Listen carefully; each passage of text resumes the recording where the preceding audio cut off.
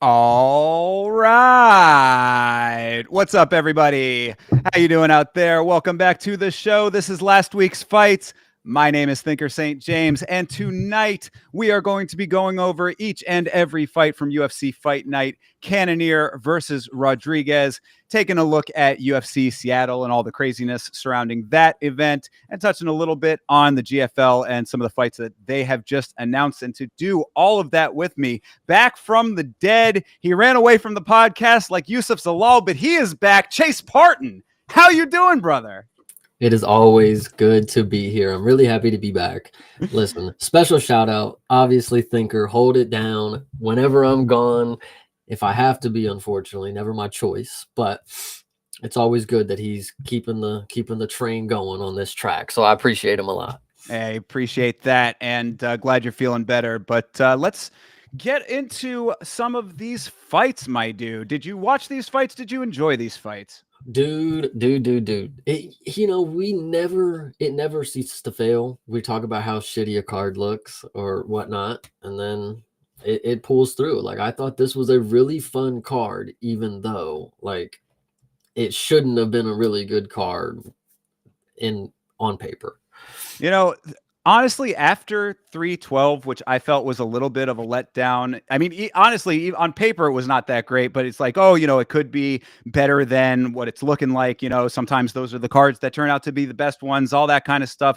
It sort of delivered as expected, I guess. It was just kind of a slightly mid card, I was saying on the one that you missed.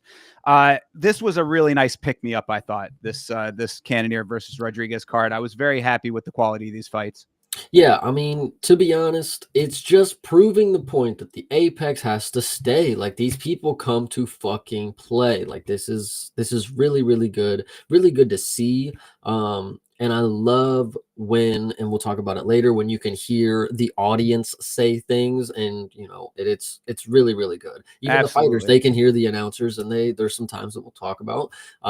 And it's really, really fun. I think that adds a different element to the game. Absolutely. I've always equated it to battle rap. I have a background in battle rap, and it's like there are sometimes you're in a very large venue and those have their own vibe. And then you have smaller venues or even like, the battling outside on the street corner kind of thing, which is its own type of atmosphere. So I think there's a lot of parallels there. So yeah, I agree completely. So this was a good one. Let's get into it.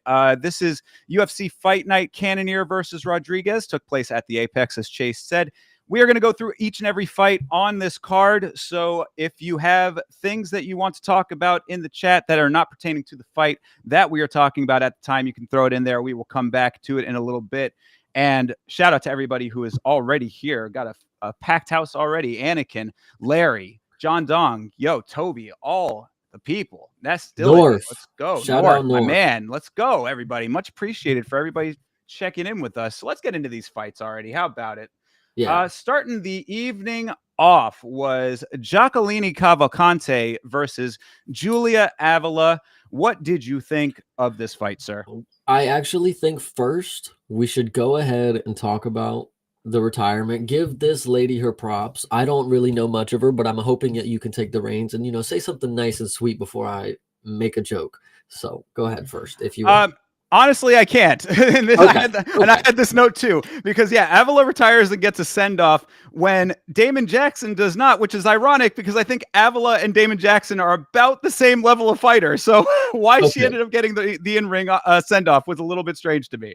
Yeah, well, shout out her. I mean, I don't know much about her. The only thing that I could think of, and it was very funny, nobody in the Discord because they're all too young and I guess did not grow up watching Seinfeld, but this was Elaine. I think that's her name. I don't watch Seinfeld, obviously, but this was her. And I made the joke so many times and nobody wanted to laugh, but she came in there and just like she got whooped. And it sucks because I remember about halfway through the first round, I thought, why did they give Cavalcante a fighter who's gonna just stand in front of her and get punished again? Like, Right. why are we not seeing competition being elevated? Like a minus 950 is really nice. You're 9-1, but it's like, where's the wrestling? Where's somebody who's gonna grapple with you? Like that's actually gonna be successful. Like, it's just, I don't know. It kind of was annoying because in this fighter, honestly, she did a better job than somebody we'll talk about later on the card, but Cavalcante does have this elusive style where she plays the outside and she does it very well against somebody who just walks forward and eats punches. Like that's basically what I'm seeing right now. So until she gets a grappler against her, somebody who might be able to trip her, shoot a double, I don't know, but I mean, I'll probably still bet on her to win by decision. So Fair. I mean, the thing with Cavalcante and why I think I'm not super enthused when I watch her fight is just because it's good pressure and decent striking, but it's really just excessive point fighting most of the time. yeah, she has zero power. That's exactly it. I mean, it's like, so in this fight, you're exactly right. I mean, Avila was just really low output from the start, like very little going on in that first round, aside from at the very, very tail end of it. I mean, decent exchanges in the second, or at least that one where Avila kicks, Cavalcante catches the kick and then lands that shot that opened up Avila, which she was bleeding pretty decently after that one. Avila ends up getting the takedown after catching the single leg and bleeding out onto her. That was a pretty decent like show of grit there, but like overall it was like little spurts of grit intermingled with what we were just talking about, and that's why it's just like I didn't really feel like I don't get that feeling of like, oh, this is next up when I watch Cavalcante. Yeah, and like Anakin just said, her last two fights went to split decision, which is not a good sign for somebody who always goes to the bell because you're not even getting certain absolute W's there. So in the Right. future, people are going to maybe be able to exploit something enough where they edge it. But honestly, it's just a really bad look when you see a woman who comes out with gray hair and like you honestly have hope or something. Like I don't know. It's crazy. I've never even seen her fight, and then she comes out the woodworks, gray hair and all, gets her ass whooped, then retires. It was pretty epic. I'm not gonna lie. Well, I was curious if the gray hair is like a style I choice think no, because I think it's a pigmentation. The it could, yeah. NBA, I've seen it a lot. I don't know. I know what you're saying. Yeah, because it is all like concentrated to that one part of her head. Yeah, whatever the case may be there. But you're not wrong. I mean, it like I have seen Avila fight before, but she's just sort of been one of those names that's kind of swirled around in the division. Uh, you know, not great, not bad, whatever. Just a person who's kind of kicked around for a little bit, and Got then kicked this. around apparently. Yeah, right. Yeah, well, that too. But so yeah, I mean, it was like I didn't really take too much away from this fight for all of those circumstances. It was a very down the line Cavalcante performance, a lot like her previous ones. I mean, I go back to the Denise Gomes fight, which I thought was a lot like this one too. I thought Gomes put up a better effort there. That was one that was another split decision. I thought might have been a slight petty theft even, but whatever. Not angry about that or this one. Whatever. It's just there's not anything definitive coming out of Cavalcante to make me think like, oh yeah, this is somebody to keep your eye on. And then when she goes on the mic afterwards and pulls the Vanderlei Silva, I want to fuck fight Chuck to these other chicks in the division, I was like, okay, that's interesting coming after that performance. Yeah, well, and there's actually parallels in this performance and then somebody else later in the card that we'll talk about on that note. But yeah, the point that I wanted to make before moving on, I think, is that again, we'll talk about another fight later, but these women on this card, other than Jacqueline Cavalcante, and she obviously didn't show the full extent of her abilities kind of deal. She didn't look as good as she normally could, but these women were very bad. Like, these are probably two of the worst, like, and we'll talk about her later, but Julia is probably one of the worst female fighters that I think I've seen. I know it's probably like a circumstances thing, and I know the image, and but that's the lasting effect that she left. And I think she did better than the one. Again, we will talk about her later.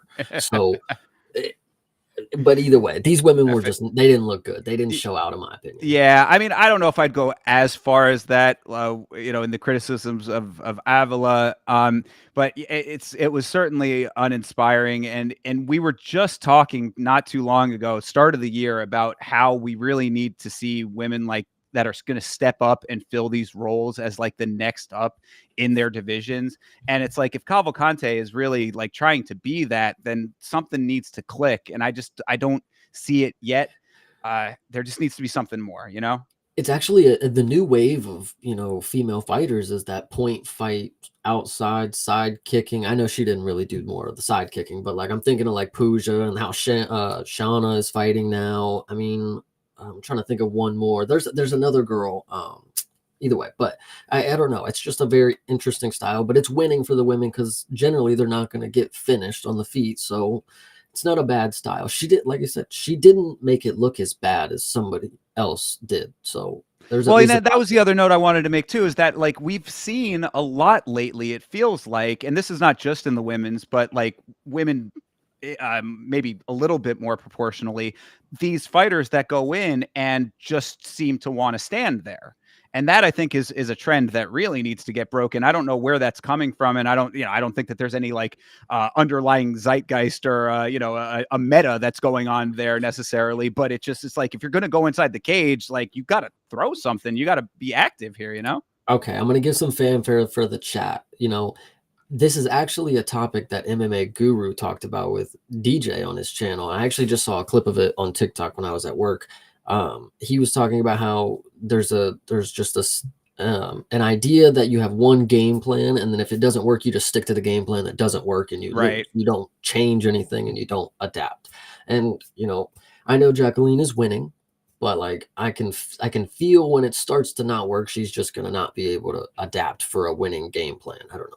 Yeah, I could see that being the case. So, all right. I mean, that's pretty much all I had about that one. Yeah. All right. Well, let's keep the train moving here. Actually, before we move on to this next fight, I did want to give a little special shout out to Mego Levy and Joseph Benavidez, who are expecting. That was a weird moment. Why did DC announce that? Wasn't it DC? I think it was. Yeah. I mean, I guess he was kind of teeing her up, but because I'm sure that she was gonna, like, she wouldn't have just like had that come out like random. I hope anyway. She got on the camera like, fuck, like, this dude just like the way he said it too. He was like, congratulations to Mego Levy for having a baby with, and it's like, what the fuck? Why are you telling her tea like this? Like, I don't know. It was slightly strange, I guess, in that regard. But I think it was like more of just like, here's the information, and then she can kind of follow it up, sort of thing, I guess. I would assume that was talked about beforehand. I don't think that DC was gonna just tip the hand out of pocket. I hope, anyway. But and it. If I'm being less funny, maybe she didn't feel like, well, I can't just interrupt the show and talk about it. Exactly. Like, hey guys, I'm pregnant, by the way. It's like, okay. You gotta tee it up somehow. It felt weird when I was watching. I was just like, why? What is he talking about? Like, it was, anyway. Good point. Yeah. Well, either way, congratulations to the two of them. So shout out. Yeah. Exactly. I took a good one. I mean, it's like, Joe B, if you're gonna pick anyone to to make that happen with, you pick the right one. Shout out.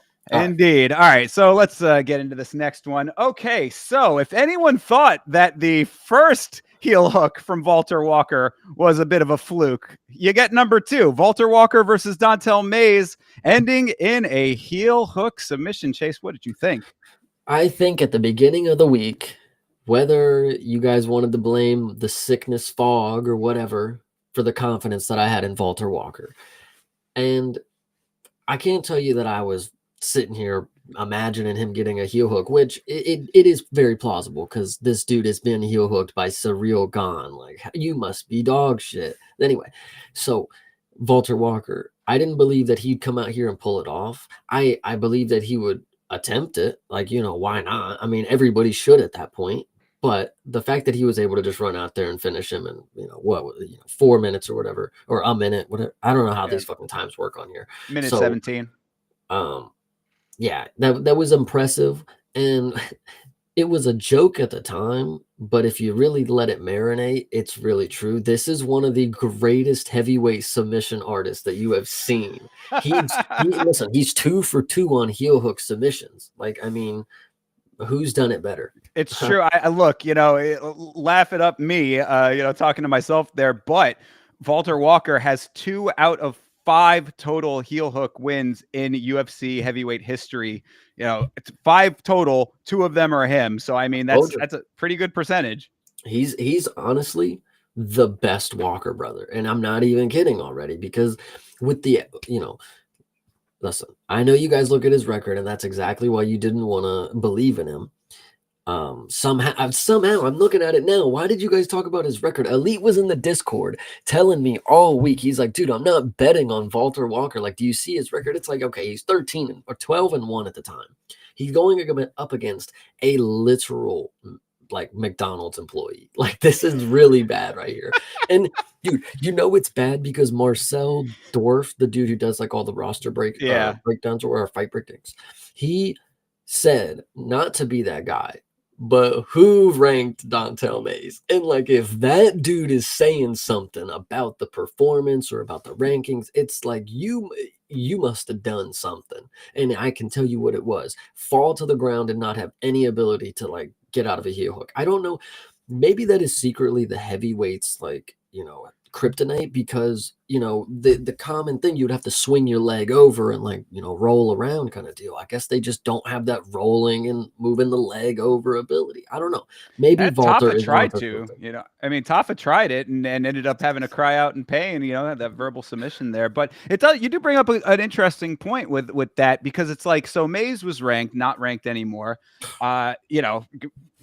Hallelujah, I guess. But the interesting element to this, though, it's like I have in the notes: does Mays end up getting cut at some point? Because I mean, between this and the Shamil Gaziev fight, he's been in 2 very bad performances lately. But we just recently saw that the heavyweight roster is only like 30 people deep. They don't have enough people backfilling the guys that are already in there. That's why we keep getting these carousel fights where dudes are having to fight 2 and 3 times with the same guys.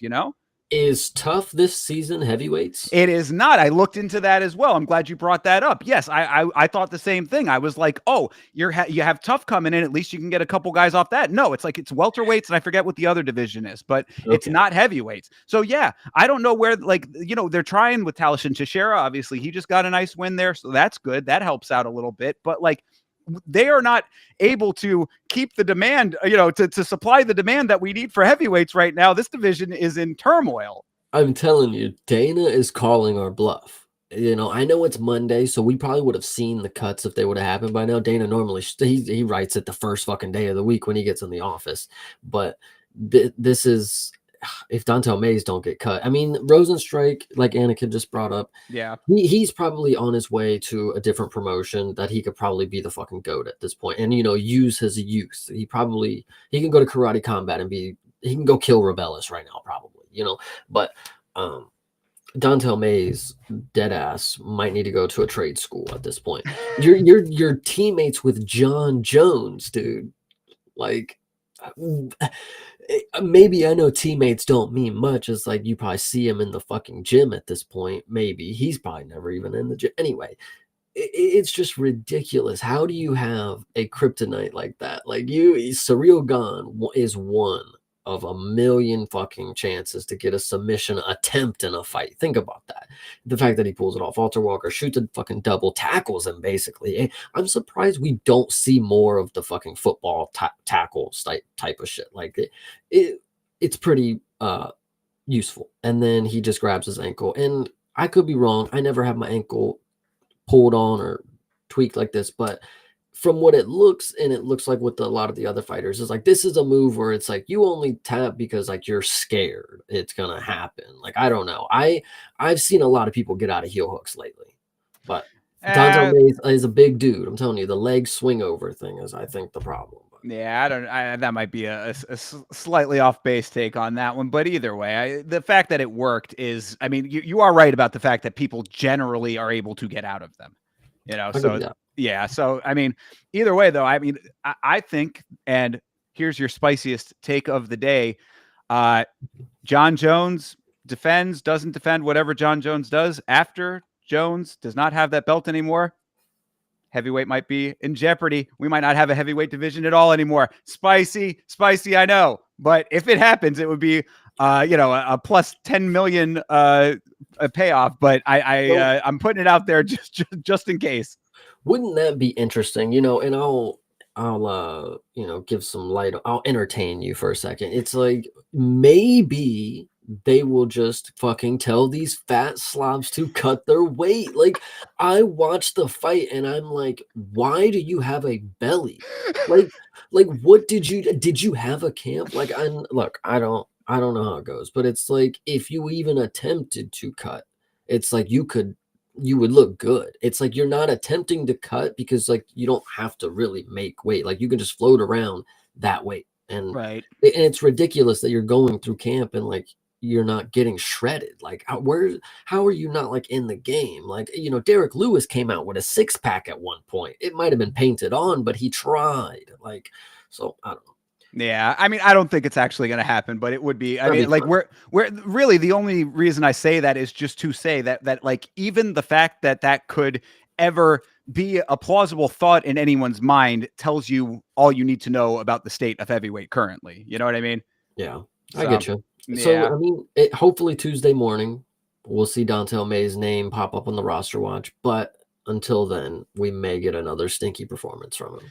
and like I said, I mean, there's only 30 or so anyway. So if he sticks around, it also would not be super surprising. But then again, as Chat was saying, we saw Rosenstruik get cut, and the other dude from that same card that was also a heavyweight. So To be uh, fair, though, what's 29? What's 30? I mean, there's no difference right there at that point. But yeah, I don't know. It's an interesting time, to be honest. I like it, though. It's kind of Wild West in the UFC. Fuck it. Get it people in and out if they're not going to compete. for sure, and really continue to supply the demand. I hope that this season of the Contender Series has a whole hell of a lot of heavyweights on it because we damn well need it. Yeah, that was actually, yeah, that was the next point after the tough thing. Is yeah, hopefully, but we need to talk about this one. I like Yeah, I it. say let's keep rolling here. We got Vince Morales versus Elijah Smith. This was a really entertaining fight here. I enjoyed this one. This right here. You know, you can't always know what a person is going to fight like, and when you have never seen them, right? And you look at the records, and obviously you can go fucking rewatch, but I'm a G. I don't do that anyway. So when it comes to Vince Morales, I did not know how big of a fan that this dude was going to make me. And it's because you can put on a performance that makes you want to fucking watch. This dude at no point and absolutely up until the bell, the last 2 seconds, whatever you want to say, he had me worried that he could finish the fight. That's how good this dude is. I know I said it in the Discord and I want to actually this dude is probably one of the more elite grapplers that I think I've seen. When it comes to submission attempts, I know it's an attempt, but these were pretty damn good attempts. Like dude was gurgling for a couple of them. So that being said, Vince Morales, you are a fucking dog. And actually, to the point earlier about the commentary crew, how you can, hear the fighters can hear him. They talked about his red hair and he pointed at him right when they said it. I don't know if you caught that. It was a really funny moment. Vince Morales is just a G. Elijah Smith, let me go on this rant too. You were the guy that I knew could get it done. Your dad's the coach. He was in the UFC. He knows what to do. He knows what not to do. And you put on an impressive performance. You also had this style of counter punching majority of the time and backing up and waiting to find your moment. Maybe that's more Vince Morales pressure. I think that was great. But Elijah Smith, one of the better prospects that we have right now because one, his striking is very, very fucking good. Not only powerful, but fast. I mean, in the first round, he sat Vince. He didn't sit him down, but he put him back in the chair a little bit with a good uppercut. And then Also cut him open in the third round, which was impressive. He does mix in the elbows and the knees. Very, very agile. And he has great submission defense. It looks like he can survive Oh any yeah. sub. I don't know. And it was pretty crazy. That last one, not gonna lie, if the bell wouldn't have been right there, he probably would have got stopped. That was a pretty lethal choke from behind. Like, dude, Vince Morales thought he was shaft caught, dude. Like he was about to rip his head off. If this didn't get a bonus, we didn't see, but this definitely deserved a fight of the night right here. This was fucking good. Okay, now go ahead. Sorry, that Yeah, was no, great. no, absolutely. I mean, really, you're taking a lot of the words out of my mouth. I mean, really, this was an absolutely great fight. It was a really great showcase of Elijah Smith coming into the organization off the Contender Series. What I noticed about him off the bat was that he has very measured power, which is very rare for a guy his age, 22 years old. I mean, this kid is Exactly. just starting out. You can really tell. You brought up that his father, Gilbert Smith, is his coach, former fighter himself, and the influence is obviously there because a kid like this to be able to be as comfortable and willing to pick the shots when they make the most sense as opposed to having power and then just throwing it like crazy. It showed very good poise. I think what is important to know, and I want to actually put this on the table because this is going to be key in my opinion. I just thought about it. This is the Apex, and you can even rewatching this fight because I had to rewatch this. I had to show my dad this one. You can hear throughout the fight Gilbert Smith is not just a good coach, of course, but he's a very vocal coach. And so he basically, and this is credit to the father son connection. It's like whatever he said, Elijah Smith did it, and any of the sub when he got the Darcy, lay flat, chest big, Elijah Smith was on it. I think, and this is hot, if we don't see him, in the apex at some point, and he's not able to get the vocals down and be able to hear it correctly because it's going to be loud in Iowa. Of course not, but it might be a factor. Elijah Smith is, and I think good comparison. John Jones. I've always heard that he does really good with what the coaching says. I know I ain't never fucking seen it myself, but I remember on some podcasts, some TikTok clips or somebody was talking about it. But either way, Elijah Smith, really fucking good prospect. And what'd you say, 22? Really fucking Yeah, good. I believe so. Yeah, really fucking good. Yeah, absolutely. So, I mean, one thing, speaking to the age and his newness to the sport, when he took that nut shot in the first round, he reacted to it very, very heavily. And we were talking about it on the watch along, and I think it makes sense to say it's interesting. I mean, look, it was a direct shot. We've seen people take some pretty bad shots before. Of course, everyone's going to be slightly different, depending on where it hits, how it hits, all that kind of stuff. But he went down very, very hard and was, he's slamming his fist on the ground. I mean, he took, a good amount of time. And what I was saying is, he's so early in his career, he probably hasn't faced many of those. You know what I mean? It's like it's kind of an interesting thing to think about that he's that young in the sport and just in his life that he probably has not had that much experience with that type of a foul. So, good to see him able to work through it and get back into full form thereafter. But just an interesting note there, about like him being so early in his journey here and to be this good. It all kind of ties into one another. He did end up poking Vince in the eye after that to kind of even the fouls out, but it is what it is, I guess, on that one. Aside from that, I mean, I think really you hit most of the points. He had a really nice pickup and drop in the second round. Some good exchanges on the ground from both of those guys. Like you said, his defense is really, really sharp, Elijah Smith, but Morales was really taking it to him. Almost had the Darcy. I'm kind of amazed that one didn't seal the deal. And then, like you said, at the end of the fight, that bulldog choke was, I mean, if it had gone on for a little bit longer, that could have very well been it as well. So one note that I did have because of all of that was that Smith does need to be a little bit careful with the showboating and the cockiness. He's a young guy. A lot of times they start getting ahead in the fight, start feeling themselves. It can kind of get away from you a little bit. You start getting a little overconfident. I just think that he should keep that a little bit in check. He didn't go overboard. I'm not trying to say that he's out there fucking breakdancing or anything like that, but just in general, tamp it down a little bit. Make sure that you fight the fight all the way up until the end so that you get your win, because you don't want to end up in a bulldog choke with 30 seconds on the clock as opposed to 10. But other than that, I mean, really, this was a great performance overall. And Anakin brought it up in the chat that, you know, it sucks for Vince because, like you were saying, he really looked great in this fight. I mean, the record does not show how good he looked in this fight, but he is now in his second run in the UFC and on a 2-fight losing streak. This is unfortunate. I really hope that he does not get cut after this fight, because it would be very unfortunate. I'm low-key pissed that I didn't even see that comment. Like, that's actually so upsetting. Like, it sucks to see, you know, Mike Breeden is another example. Yeah. It's like you watch a great performance, you watch somebody, Chris Mutino against Sugar Sean. It's like you watch a performance that makes you want to root for him, and then they're just like, nah, it's all right. But yeah, you know, back to the glazing of Elijah Smith. I think what is important about, you know, I talked about his elusiveness and how he's more of a counter striker, especially in the first half of the fights. He he's not more of a running type. He stands his base a lot, and it's more waiting for, you know, to unload a fucking missile, and it works out for him. Like, you know, he when the fight started, you know, he's very measured and he's waiting. Vince is pressuring up, and then he waits until he gets this big uppercut. Like I said, sits him back a little bit, and then after that, you know, he's got the respect, and then he's able to start, you know, his little showboat and, you know, his little fast hands, like he's fucking Sugar whoever. And you know, I think it works out for him in that case because he kind of worked to that moment. And then in the end, like I said, you know, he cut him open with an elbow.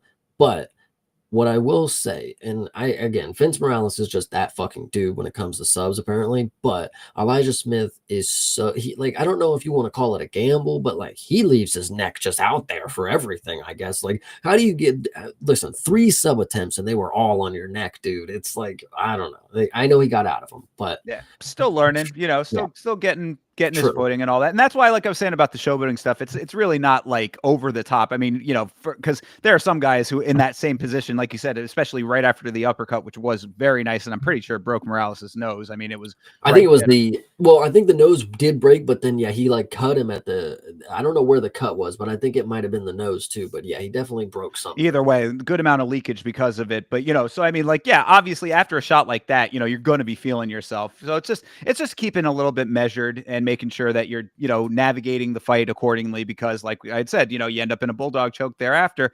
Fight can still end, you know, in a million different ways. There's a million ways to lose a fight. I actually said this at the time that it happened, because I did, of course, you know, have Elijah Smith by decision.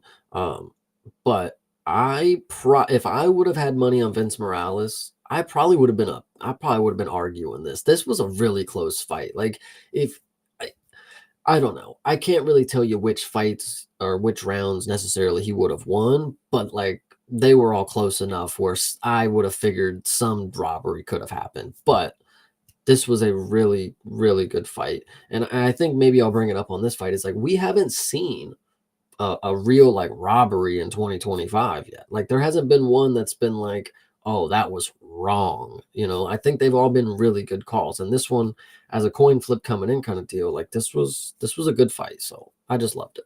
Yeah, same here. Really good to see, especially out of the gate with Elijah Smith just making his debut. So hopefully the start of some good things for him going forward. Yeah, and R.I.P. Morales, man. You were loved, bro. I'm not gonna lie. I mean, well, you know, let's not speak too soon. Hopefully, he'll get one more shot to, you know, to stick around and do that exact same thing again, and hopefully get a win and continue on. But Morales would be another one of those guys that another organization would do well to take him for sure.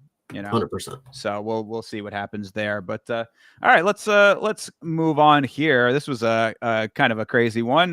Gabriel Bonfim, one of 2 Bonfims on the card. This is Gabriel Bonfim versus Chaos Williams. What'd you think of this one?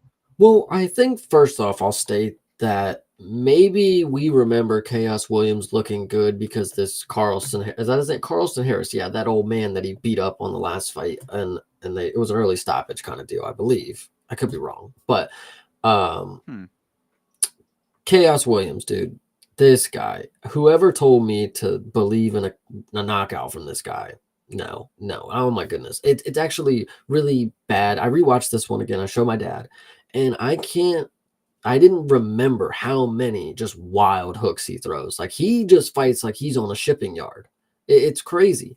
And then Bonfim, of course, he had a very good, intelligent matchup, and this was really easy for him, to be honest. And then he fucking chokes him out at the end of the fucking second. Like it was crazy because look, there, 4 minutes and 58 seconds or whatever.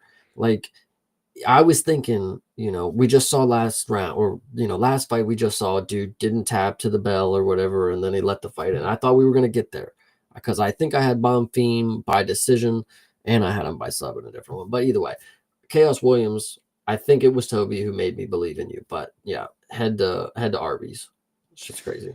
I mean, I've seen better out of Chaos Williams for sure in previous performances, but like all of the criticisms that you're kind of leveling here are somewhat accurate in this display. I mean, like you were saying about the looping shots. I mean, dude, he did it a little bit in the first round. First round was kind of slow in general. True. Not much going on. I mean, there was some good movement and a few taps from Bonfim, but the one takedown, whatever.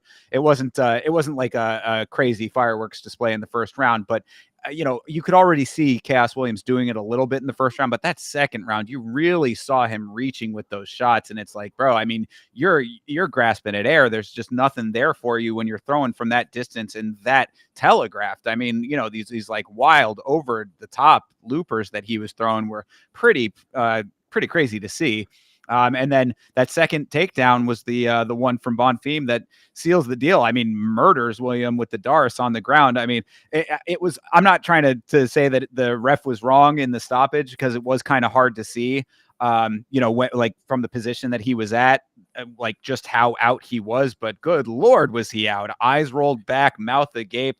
Gasping, just Yeah. Oh yeah. I It think you was. can. When I rewatched it, I'm pretty sure you can hear him like start. Yeah. Like, Oh yeah. It was scary finish. Not gonna lie there. So, yeah. Like this is definitely going to be one of those ones that colors your opinion about a fighter. And Chaos Williams has a deeper hole now to dig himself out of after something like that. The Bonfims, we know both of them are good. This other, we'll talk about his brother in a little bit here, whatever. But they're a fighting family. They were talking about that on the commentary, how it's the two of them and their other brother who they all train together with. They're constantly working. Obviously, very dedicated to the sport. So you see the quality level in these guys, and that's the kind of thing you're going to get on the other side of that, especially when you're fighting the way that Chaos Williams was. So it's just unfortunate because I know that there has been better from him, but now Chaos Williams has been on the other side of two very, very highlight worthy finishes. The other one being, of course, the Joaquin Buckley mule kick knockout. So, yeah. you know. Oh! I didn't even. Oh, yes. Yeah, nice. Yeah. Well, interesting. Yeah, you're getting a highlight reel, buddy. You're getting it filled up there. But Bomb Fame, I will note, he has really good low kicks.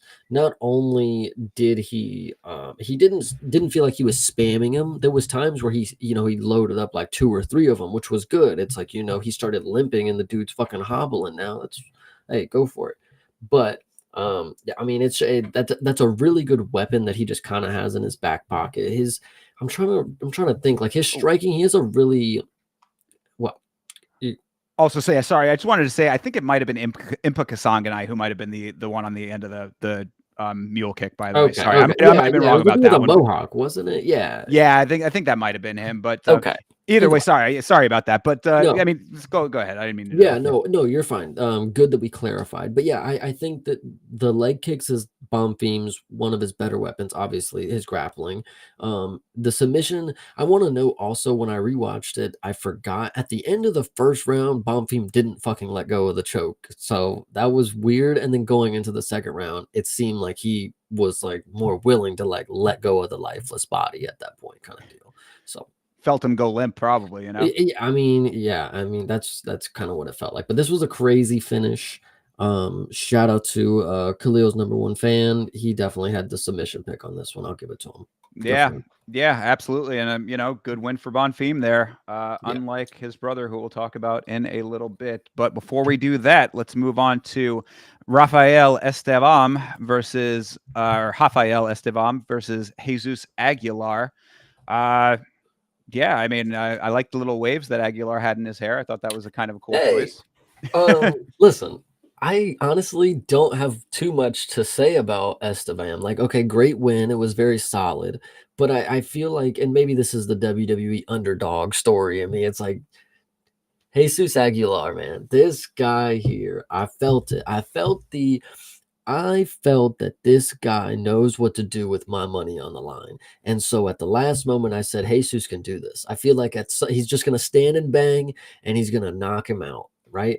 This was a long shot. But I will point out that Jesus at no point did he ever fight like a fucking pansy. And we'll talk about somebody later in the card who, when money goes down for them to get a finish, listen, it's not hope, it's what's destined. And Jesus fought like that's what it was supposed to happen. There was a moment at the beginning of the third round where he walked straight over to him and threw a flying knee, and it was probably the highest his leg has ever gotten in his life. And it was beautiful. He fought up until the bell like he wanted to finish this dude. And that's why this guy is a fucking animal. Because Esteban is a dude who obviously with the odds coming in, everybody knew who's gonna win. But Jesus fights, not Jesus. So yeah, Yeah, Jesus. Jesus fights like it doesn't fucking matter. Like anybody in his path is he's ready to finish. His last fight, he choked dude unconscious the first round and then helped him with his wiggle his legs after it. It was so emasculating. And then he came in here like a G. And you just don't lose stock when you're a guy like this. I forget what the commentary crew say that Jesus, he loves his name because, and he loves this fight because God picks his toughest battles, for his toughest soldier, something like that. I don't fucking know. Jesus is a G. Jesus Aguilar, you're the reason I got the Mexican flag. Maybe. I don't know. That probably doesn't stand. But I did wear it one time and you were fighting. So I shout out you. Yeah, I mean, I think that basically what you were saying earlier, like going back to the guru and DJ conversation about guys who stick to the plan and then can't shake from the plan, kind of applies to him a little bit in this fight, at least. I think that's the biggest problem because I agree. I mean, like he was Chat certainly talking trying. about it right now. I like he was going for it. I mean, he was definitely trying. He had the guillotine in the first round, even though it was a non-starter. Esteban pretty dominant otherwise in that first round, but you could see him trying. I mean, like I think it was one of those deals where it was like commentary was saying it, and I do kind of agree that like he has wrestling instincts that he just could not overcome because in that third round, he was letting his hands go, which was great, but then kept following with the level changes that were also complete non-starters. Like, bro, just fucking swing. I mean, like you were having some good results with that. You actually had Esteban hurt. He was kind of, he wasn't like wobbling, but he was doing, he was like fading away a little bit, trying to get away from the shots. I don't understand how like the lack of awareness there, and then for him to go for the backpack at the very end, and his commitment to it being sloppy and him getting shrugged off. That was really the only shot that he was going to have to really change the momentum. I feel like a better version of Aguilar could have won this fight. I can agree with that, and I'll actually come back to the point about the all the guillotines that he shot, deadly pube. Estevan did the same thing. He actually was grappling too often to a point that he kept doing the same fucking thing and falling off. Aguilar had it, he had the code cracked. Obviously, he wasn't going to win because of control time, but I don't think it was a bad idea. I mean, listen, if he's going to take you down 11 times out of 19, it's like, fuck it. I guess I got to choke him out if he, like, I don't know. Like, I mean, if he's going to get 19 attempts off, I can't sprawl 19 times, I guess. So I can guillotine 5 or 6 of them. And listen, he got 2 on the board, and I think there was a lot more than that, but he's got a lot of guillotine wins. I mean, Dustin Poirier's got 0 and he does it. So. Yeah, I hear what you're saying. I just think that there needs to be a better fight IQ. Like to be perfectly honest, and it's really not a knock on him, like in what he does as far as like his determination and stuff. Like what you were saying, he will march into the fire. Like I definitely give him credit for that. But you guys got to have a little bit more of an awareness of what you're getting back from your opponent, and that I think is the biggest note for him. Other note that I wanted to definitely touch on as far as Esteban was concerned, because I'm seeing the criticism of Esteban, wasn't as dominant a performance as people would have liked to have seen, that kind of stuff. I think that one thing that he did extremely well was when he corralled and neutralized the legs on the ground. That was something I believe that was in the second round. where he's got like, he's basically like sitting on top of the legs and in like that seated position where he had Aguilar up against the cage. So Aguilar was also seated. That is a very effective way of being able to have nice short range shots, right in your purview when you have the legs trapped like that. So I think that was, something that people credit Khabib for really popularizing. And, you see it a lot more nowadays. He did it really well. So I will give him a lot of credit for that, because it's not something that you used to see as much earlier in the sport, but now is more prevalent and he does it well. Well, I actually think what I'll note too, Estevam, I don't know if this was an off night or if this is like one of his better performances kind of deal. Like if this is one of the better matchups that we've seen him have, or they've seen him have. And Jesus, in my opinion, was fighting for life or death. I mean, he might be pretty damn good. But 13 and 0. I mean, but compared to a lot of different prospects that we see with a fucking zero next to their name, but True. Esteban is very fucking big for this weight class. Like, I mean, we got to remember this is fucking 25s. So the fact that he's one, able to make the cut, two, he's able to pull out, whether you'd like the performance or not, it was a consistent performance. Like he did what he needed to do to win. Didn't maybe look all that, hopeful that this is like the next guy, but like it was a very consistent performance. I guess that's what I'll say. Is he just pulled out an average win for the average undefeated prospect. I mean, shout out to him for being the first of the year, but like I mean, whatever. Yeah, no, I agree. I mean, it's going to be interesting to see him go up against the hires in the division, and we talk about it constantly how flyweight is just a batch of killers waiting for you, and the cardio at flyweight is going to be something that because like I was saying, I mean, when he was getting touched, it looked like it was affecting him a little bit towards the end of the fight. So you got these guys. I mean, we're talking, this is the division with Brendan Royval. I mean, like these are dudes who can take a fight to you for 5 rounds. You're getting tired at the end of the third after a couple of hands land on you, then you might have some problems with some of these guys higher up. So, yeah, good standard down the line win for Estevam in this one. Going forward, we'll have to see what happens. Yeah, actually, I'll actually make one more note is, Yeah. although he did shoot 19 takedowns, he did maybe, in my recollection, it didn't feel like it. So, I mean, that's something.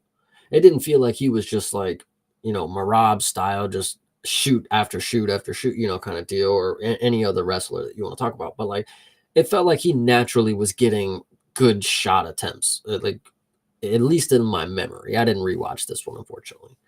Yeah, no, I mean, yeah, I would say that that's accurate. I mean, it was because it was a two-way fight. I mean, it really was. That's why I said that. Like, I feel like a better version of Aguilar could have won this one, because he was doing a lot of the things that you would have wanted to see. It was just not always at the appropriate time and not appropriate for what he was getting back. And that's where the fight IQ stuff comes in. Yeah, true. I get you there. And Yeah. who knows? Esteban, he might pull off a better performance. And Jesus just might be a tough opponent. I was betting that, unfortunately Jesus would not get finished. That's what I was betting. I figured Esteban was going to win by decision. So Jesus, shout out you for making a really good performance. There you go. Yeah, absolutely, it was. And I'm sure Aguilar has the potential to come back and get his win. So We'll see. I mean, we're talking about the chat here. We're just talking about honestly cut him. Like, that's just I ridiculous. mean, that's hyperbolic. He doesn't need to be cut after something like that. Now, talking about people who need to be cut, we can talk about All right, let's move on to Angela Hill versus Ketlin Sosa. Before we go too deep, Chase, why do I do this to myself? Why do I ever? How many times on this very show have I said never bet on an Angela Hill fight? Have I said that maybe 100 times? It might be around 100. I you don't have. understand. Yeah, you definitely have, and you've tried to save the city folk from doing the same thing. And honestly, I was ready to prove the stereotype wrong on Saturday. I knew Angela Hill was going to get this one done. Although once I saw what's her face retire, I said, oof, maybe it's a retirement night. Maybe she's not going to go out here and get a dub. But I brought it over your head earlier, and now we're going to reel it back in. The worst fighter in the female department is this bitch, Caitlin Souza.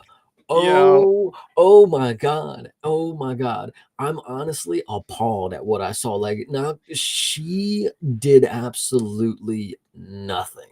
Like I don't know about this, man. I think I might be feeling other ways on this one, my man. you can't be serious. I'm serious. No, because like it's the fact that Split decision. Angela Overkill Hill, right?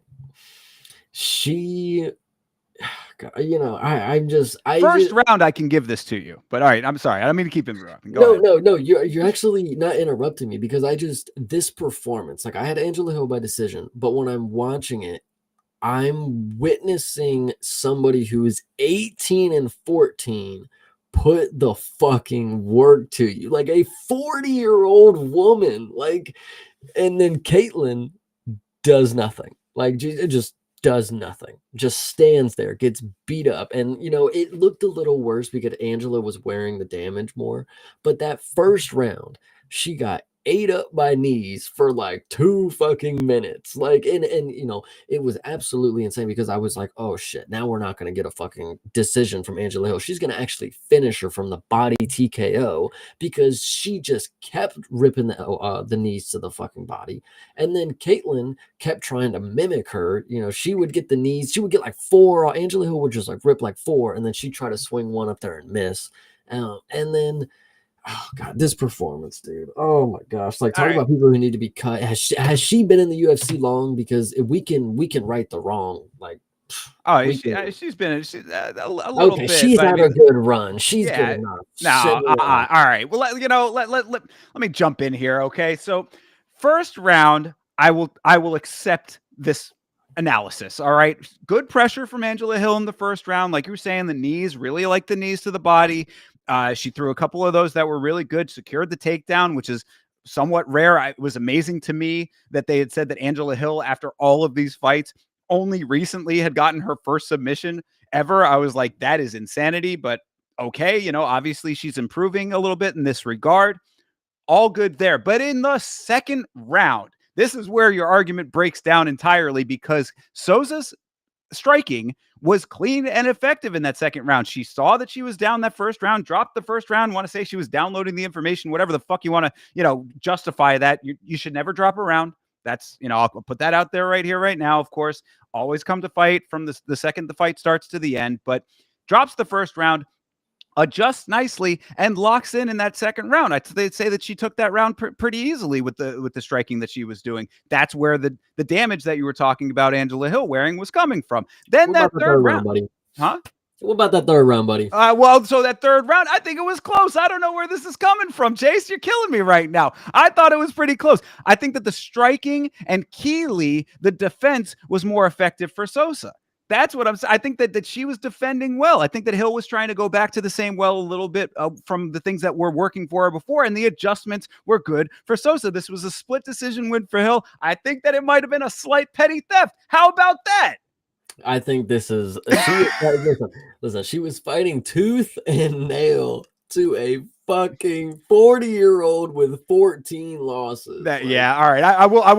I will give you that. That is unescapable. if it's a slight petty theft, it's like, how the fuck do you make it close? How are you so bad you make it close? Like Angela Hill lives another day, and I knew it was gonna happen.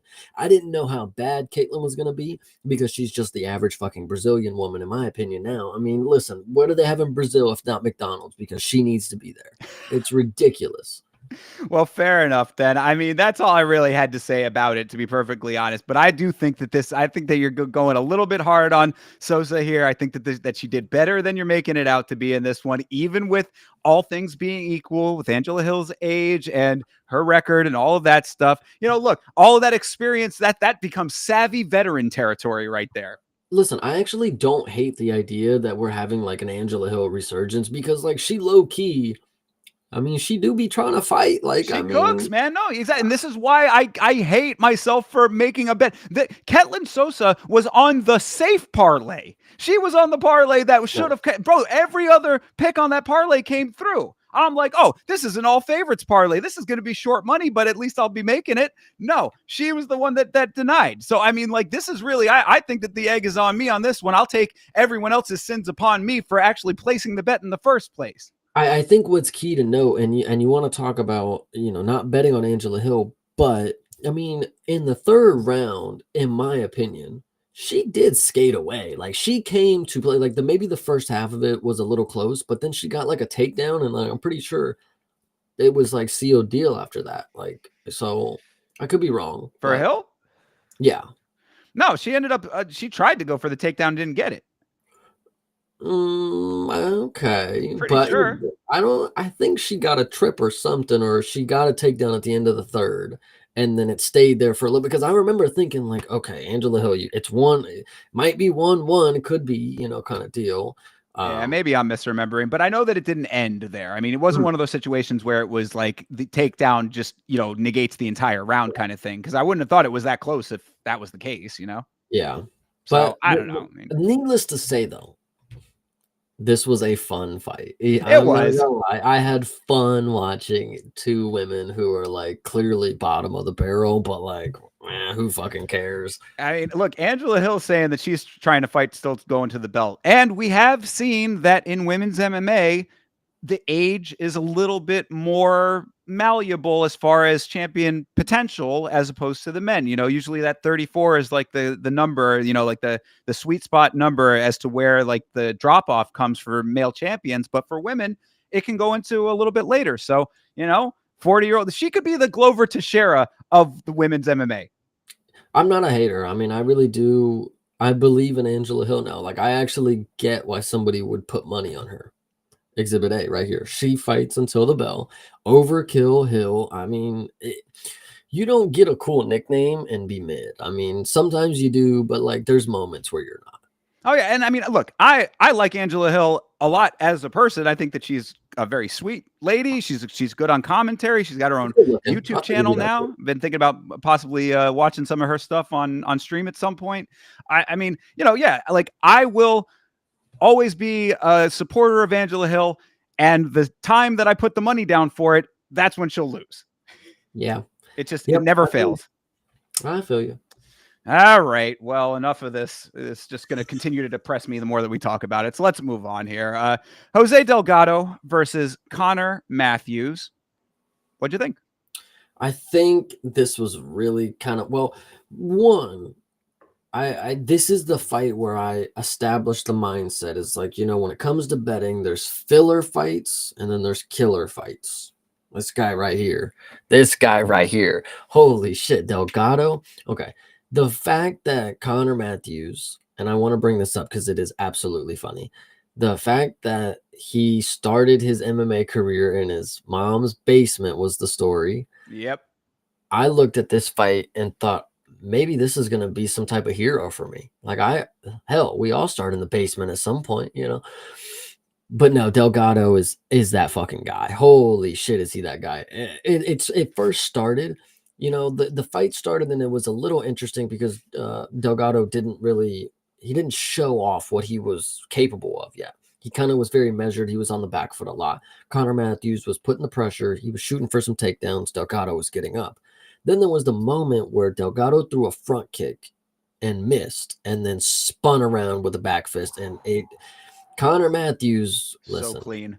yeah, he was fucked up for a second. Legs were not working, and then Delgado took a moment, measured back in, and then I can't remember exactly what it was, but I mean, Straight right.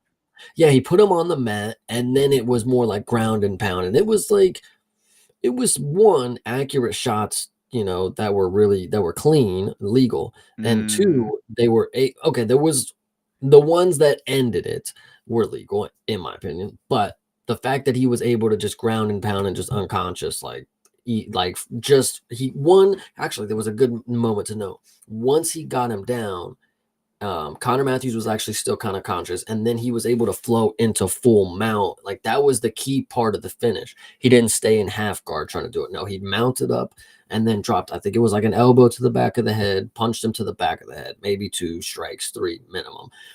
And then he was just able to these left hands that I'm thinking I remember. He was just able to put him out. Yeah.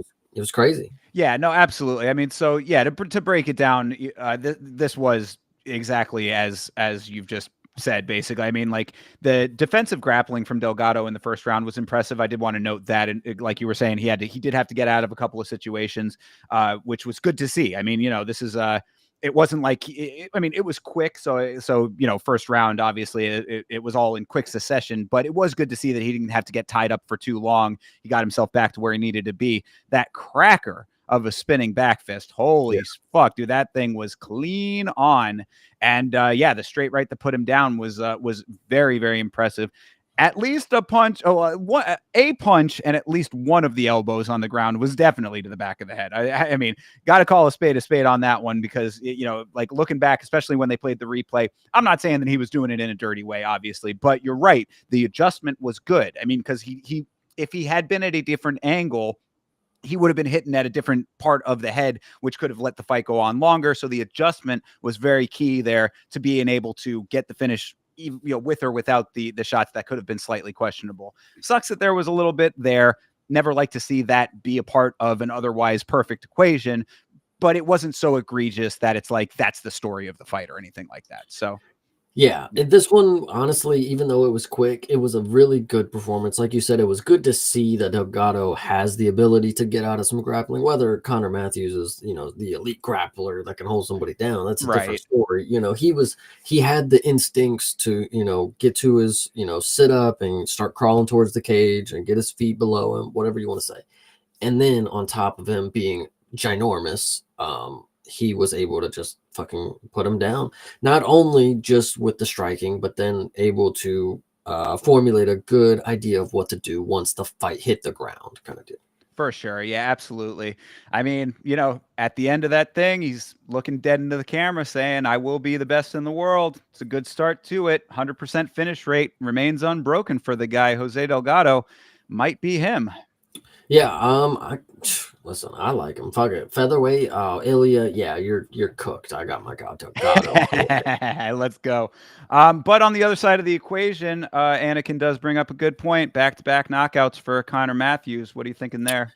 I don't feel as bad for him as I do for Morales. I mean, if we want to talk about, whatever, for Morales and Jesus, I don't really care about Connor Matthews. He seemed like the type of dude that is just like here to get knocked out. And like, I could see him in the next fucking couple months. Like, he looks like another dude that I would see in the next couple 6 months is kind of the deal too. I mean, it's the same, it's a similar name. It's like, I'm not missing Jake Johnson, Right. Like, yeah. It's, kind of jobber status is what it would seem like a little bit there. Yeah, I get you. So, but yeah, hey, Jose Delgado, he's that guy right now. Got to watch out for. It sucks. I don't have more to say. I would love to see.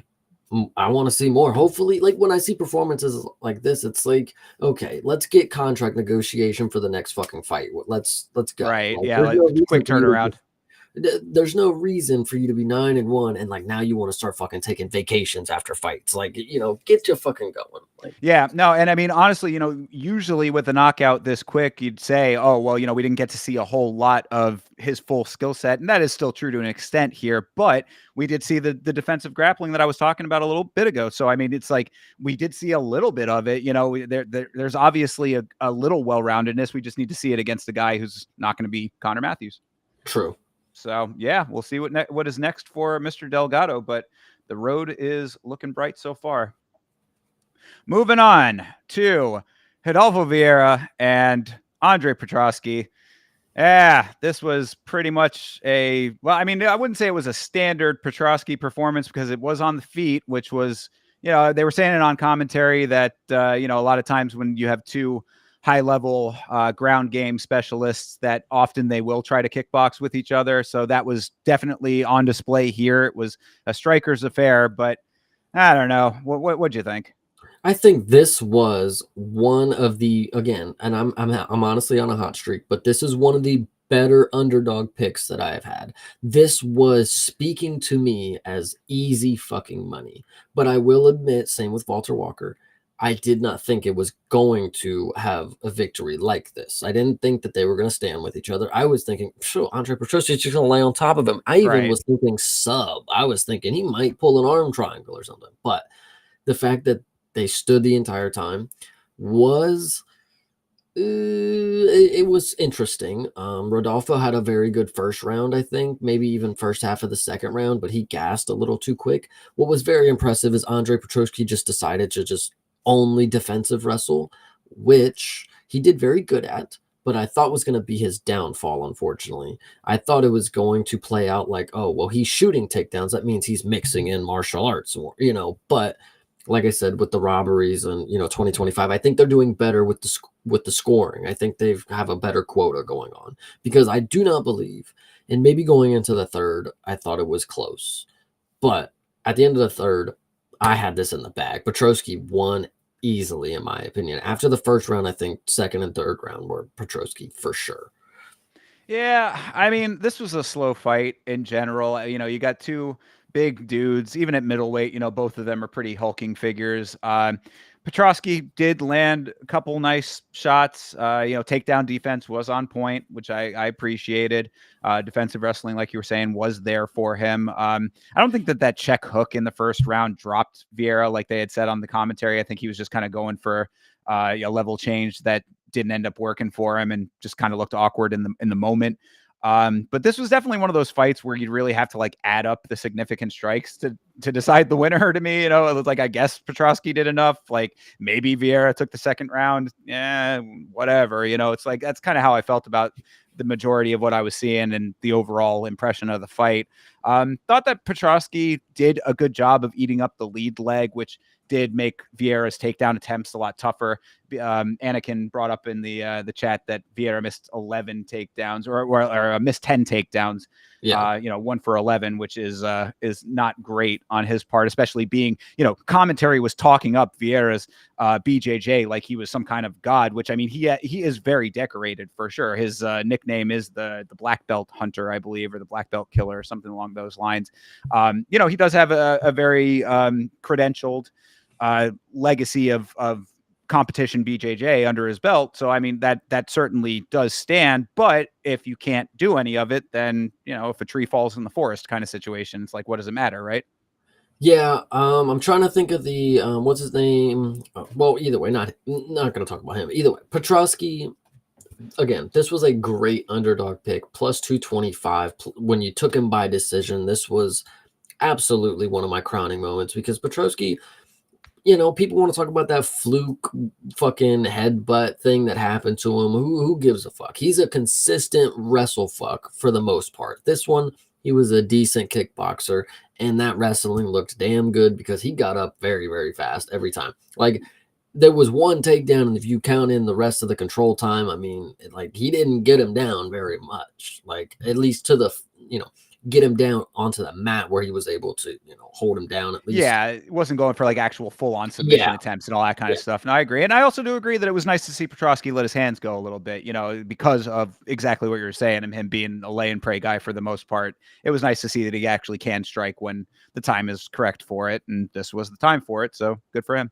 And I made the joke, I don't know if it lands necessarily, but Bo Nickel being called out to the Apex is pretty elite. I would love to see that happen. You are a Bo Nickel hater, sir. The American loser, man. Oh my God.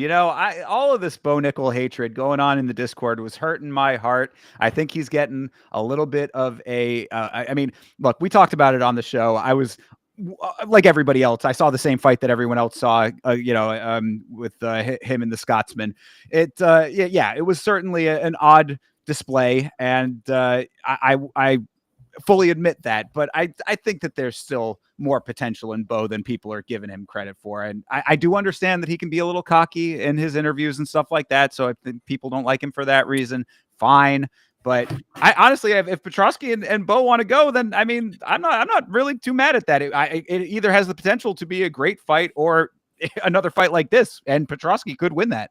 So exactly what you're saying, Anakin just brought it up. Bo Nickel actually responded to him on Twitter. Yeah. Yeah, and said that he can't, whatever. Anyway, I don't think this is out of the realm. After a shitty performance, you better fight down to a fucking Andre Petrosky. And Andre Petrosky might give you a run for your money. So listen, if I'll be the first to say it on stream, I'll go ahead and put money on Petrosky, because Bo Nickel will come in at a minus fucking 50 million, and I'm ready for that decision on Petrosky.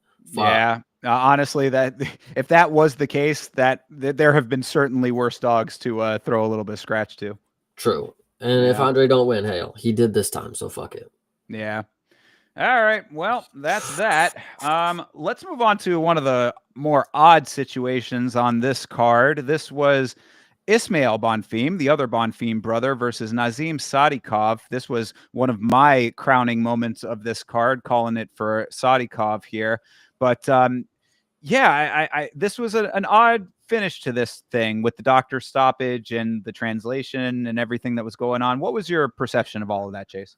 My perception was whoever told me to put money on the Azerbaijan guy by finish is a fucking god, omnipotent. Because this was one, not only very, very interesting, but two, it was a beautiful question mark kick. It Indeed. was fantastic. When you watch it in the replay, it was very hard to understand the impact that it was, but like you gotta know that that's his fucking foot bone, like just like popping him right in the eye. And to be honest, it didn't look as bad as every like that. We've seen people get their eyes fucked up and swelling and stuff like that. As soon as it happened, Bonfim got rocked. His eye didn't instantly swell, so his orbital wasn't like broken kind of deal, at least from my perspective. Um, and then when we get to the fucking doctor at the end, it ended the round. Yeah, the round ended. Yes. Yes, Okay. yeah, Okay. yeah. It was stopped between rounds. So, and then at the end of the round, the doctor is asking if he can see. At least that's normally that's the fucking question you ask. Like, why are you Right. asking a question where saying yes could also mean no? Like, so can you see, or are you able to see? Are you able to continue? He's shaking his head yes, but when I actually think this is a weird point to make. I think I was using the restroom and I thought to myself, maybe the Brazilian accent he was saying I can't. So like I don't know if we don't hear it correctly. If But he we did have hear the translator though. So I mean, like I think that takes it out of the equation on that one. yeah, but he's translating like I'm watching him shake his head saying and I hear him saying I can see whatever. Like what's the translator doing? He's just hearing it in the same accent that I'm hearing it in. It's just still English. So I think it was more we didn't hear the T sound or something. I think I can't. Like I don't. Well, I so fair enough. I mean, all of that stuff, it could be something like that. However, it certainly was not get me the fuck back into this fight. You know what I mean? Like, I think that is really what the end of it, because it's like, yeah, there was a little bit of weirdness there with the translation and the doctor and all this kind of stuff, but you could tell that he was on the fence about whether or not he even wanted to still be going. So I think you brought up a great point, and it's actually and I'm obviously living in the 3D world. So when the doctor's asking him, he's shaking his head. The translator's saying he's saying he can't see. And then after the fight, if you watch, he gets down on his hands and yeah, knees and yeah. it's like, so are you putting on a show for your opponent to make it look like you wanted to continue, to make it look like you wanted to continue, but you're obviously whispering to the doctor like, "Hey, I'm not, don't let me go, please don't let me go." Right. I don't know. That's Yeah, I mean, interesting. he could have just been mad at himself. I mean, I guess that there is some potential for that. But look, either you can see or you can't see. I mean, the way that the kick landed, and it was a beautiful question mark kick. Angelo's fucking way out, basically. Yeah, well, I mean, that's a whole nother story there. But yeah, I mean, the kick lands really nicely placed. I mean, at first, the way that he was reacting with his eye, I thought that maybe that he might have gotten caught with a toe, but no, it really is just it's the broad of the calf going right across the eye socket area there. And yeah, I mean, it obviously rocked him to the point that he was seeing stars. Look, he can't see one way or another. If he wanted to be in that fight, he certainly could have been like, yeah, I'm good to go. I'm good to go. I'm not saying that he took the easy way out or whatever. It's like you can't, we're not in his body. It was a little bit. It was a situation where I don't think that like we really can say one way or another. He made the call.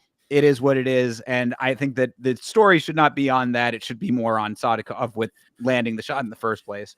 So what I actually wanted to say is that yes, it is very good that he was able to pull this off because it wasn't looking good for him. In my opinion, he was not going to win this fight up until that moment. You know, obviously it was only the first round, but it didn't look like he was. And you know, in hindsight, of course, is 2020.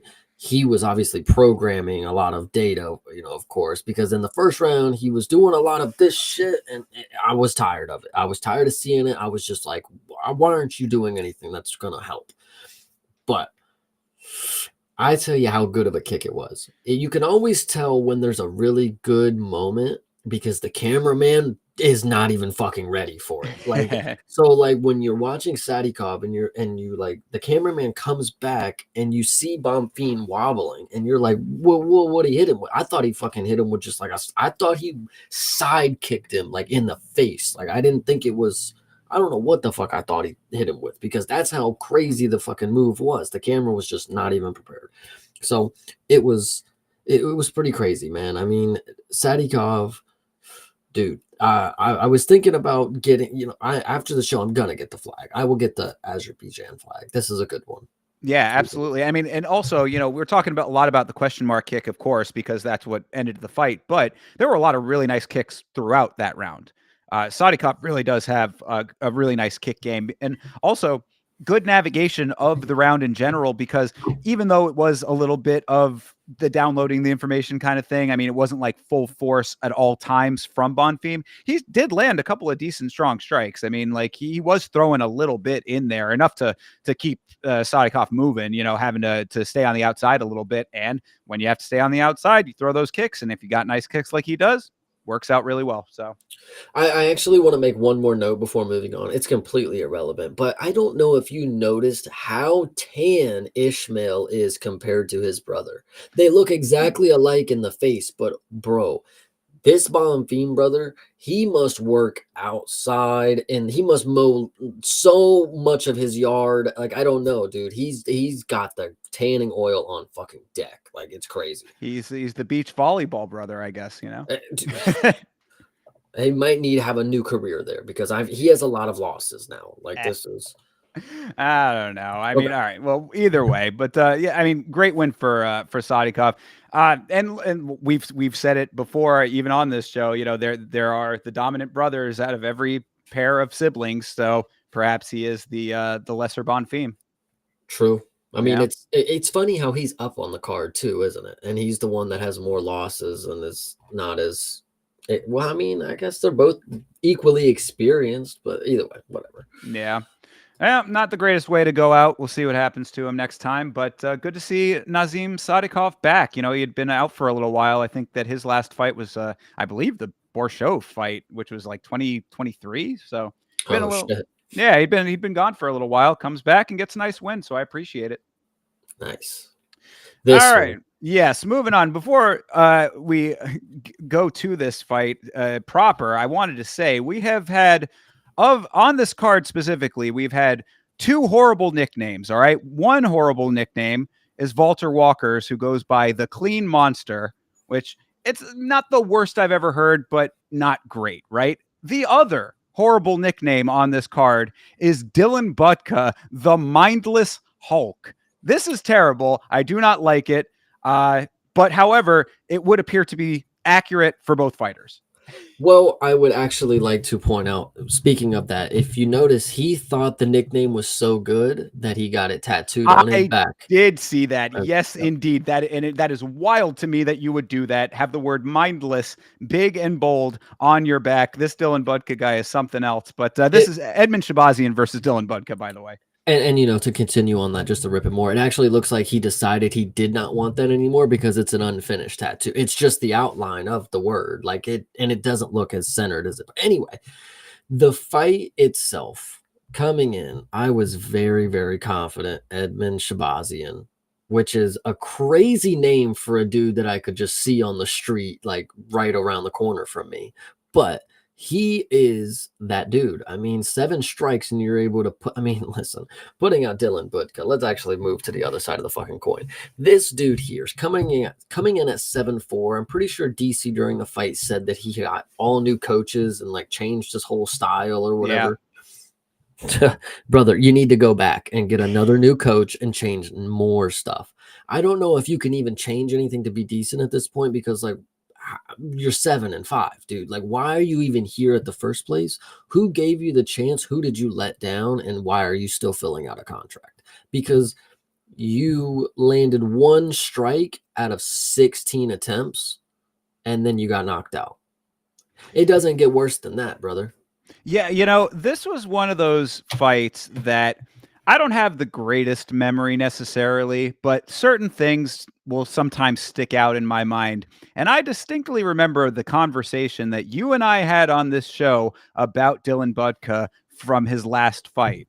And it was basically saying this Budka guy wrestles like an idiot or fights like an idiot. That was coming from you. And I was like, me, I try to be a little bit more hedgy. I try to give people a little bit more slack, this and that, but it stuck out in my mind. I was like, Edmund Shabazian just had a really nice win over GM3, which oh wait, Yeah, no, something like that. yeah, but Something like that. he's been doing decently either way. I mean, did he lose to Yes. No, Gerald he Mearshart? lost to Gerald He lost to Gerald by Mearshart, but submission. yes, but right. But it was a fight where I was like, he was doing his thing up until he wasn't, I think is what I had said about that one. So he's a dude who there might be some spottiness, but I did know that like he's a guy that can win a fight pretty effectively. I think that he's got good elements to him that like he's not a slouchy guy in my opinion. Mhm. And a loss to GM3 to me is not even that terrible because it's Gerald Mearshart. He's the fucking man always. They So were making a big deal about it in the Discord. Like, this dude lost to Gerald Mearshart. Like, why would I ever bet on him? And it's like, well, there's your exactly there's your response. But yeah, no, I've seen better performances from Shabazian than that one. I've seen worse ones, whatever. But like, he's a guy who can win a fight. Budka, on the other side, is a dude that we have said nothing positive about in the entire time that we've been talking about him ever. I don't think that we've ever said a positive word about this guy. And that's coming throughout the entirety of these fights. That's not just, oh, he lost the fight. This is like him in the fight was not somebody who was impressive. And we even said, I think that the bigger point was that we talked about how he had gotten a contract extension. And we were like, that's kind of wild that he got a contract extension after just losing this fight or not having a great performance, whatever that last one was. It was like nothing positive was being said about Dylan Budka on this show. And that was what stuck out in my mind. So I was like, got to throw it on Shabazian here. Turns out to be the right call.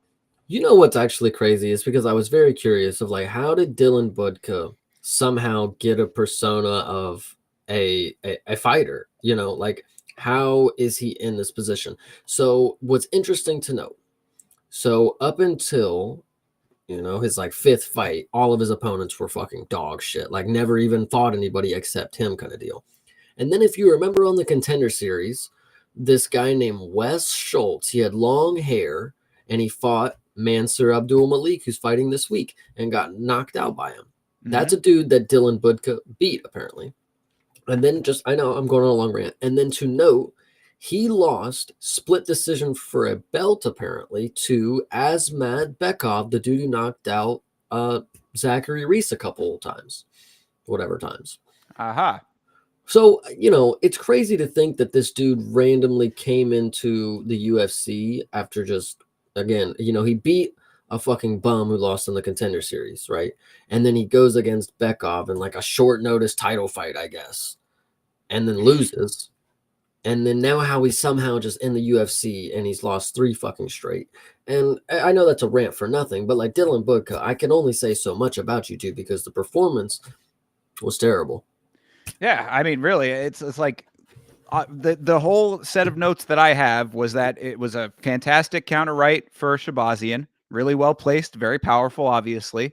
Pretty much the first significant strike of the fight. I mean, they can count 7. I like, go back and watch. We always talk about how these numbers are a little bit fudged, but it really was pretty much like a one-hitter quitter kind of a shot. Made my dad jump out his chair. He went, whoa. Yeah, exactly. Did the damn thing. Lands it, or landed a decent kick before it, rather. So I guess, maybe you can count that as a significant strike. But I mean, first significant hand strike anyway.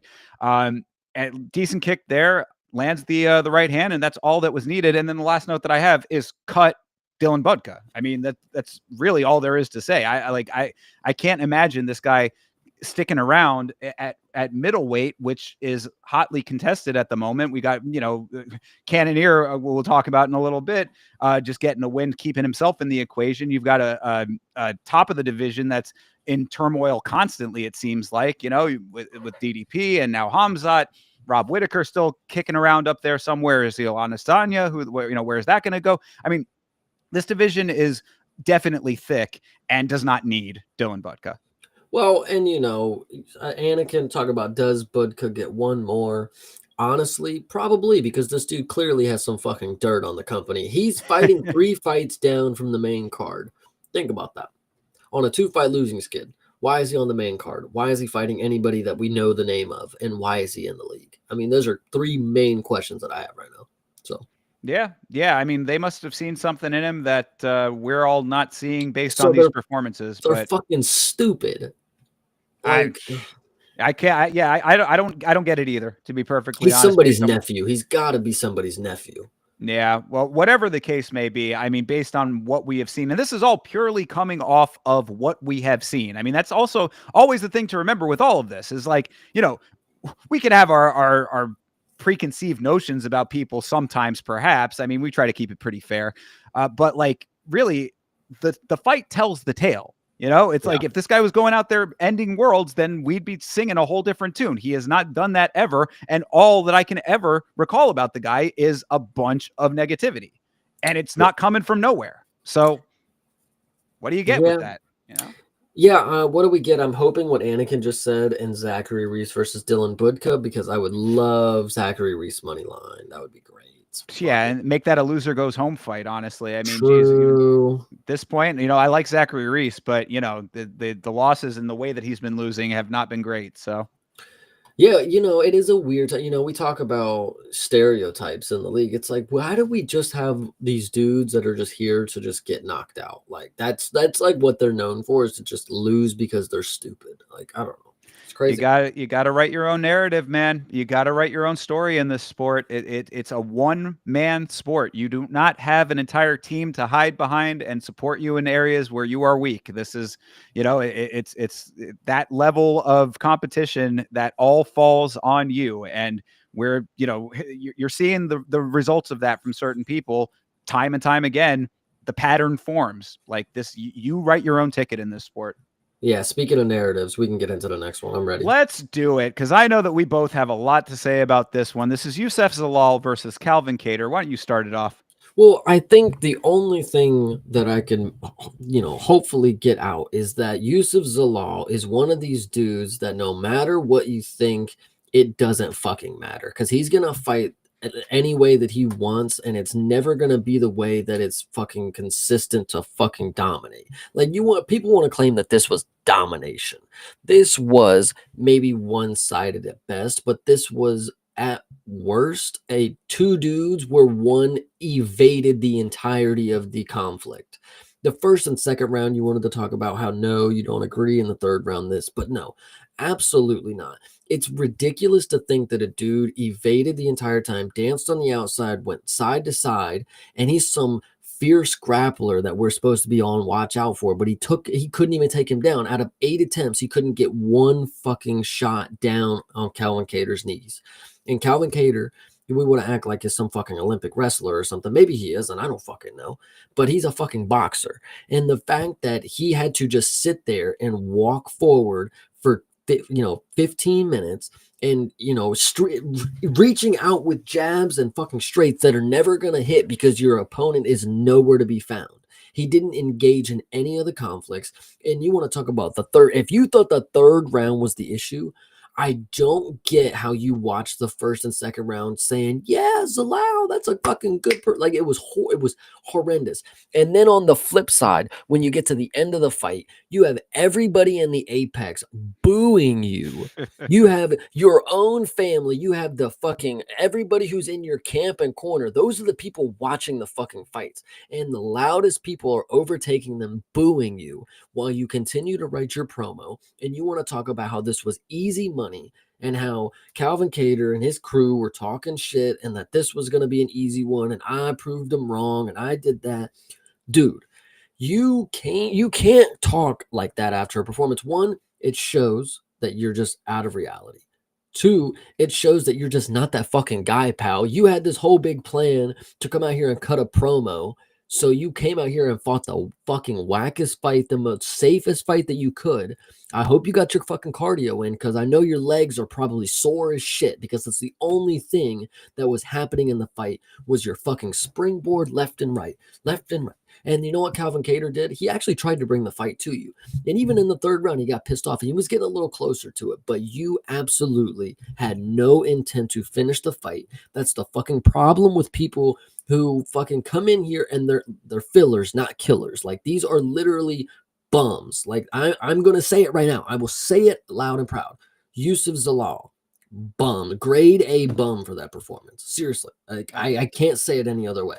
I cannot abide by this diatribe, sir. I'm seeing it so 180 differently from you on this one, man. I mean, first of all, Zalal has had some insanely dominant performances. If this one you want to criticize the stuff that he did in here, We can talk about Jack Shore if we really want to get down to it, but I'll let you continue. Go ahead. Well, it wasn't just Jack Shore, Billy Q. I mean, like yeah, granted, look, you can talk about the levels of some of these guys, fine, but I mean, like he has been dominant. So to call him a bum, scratch that completely off the bat. But I appreciated the first two rounds from Zalal. I thought his movement was really good.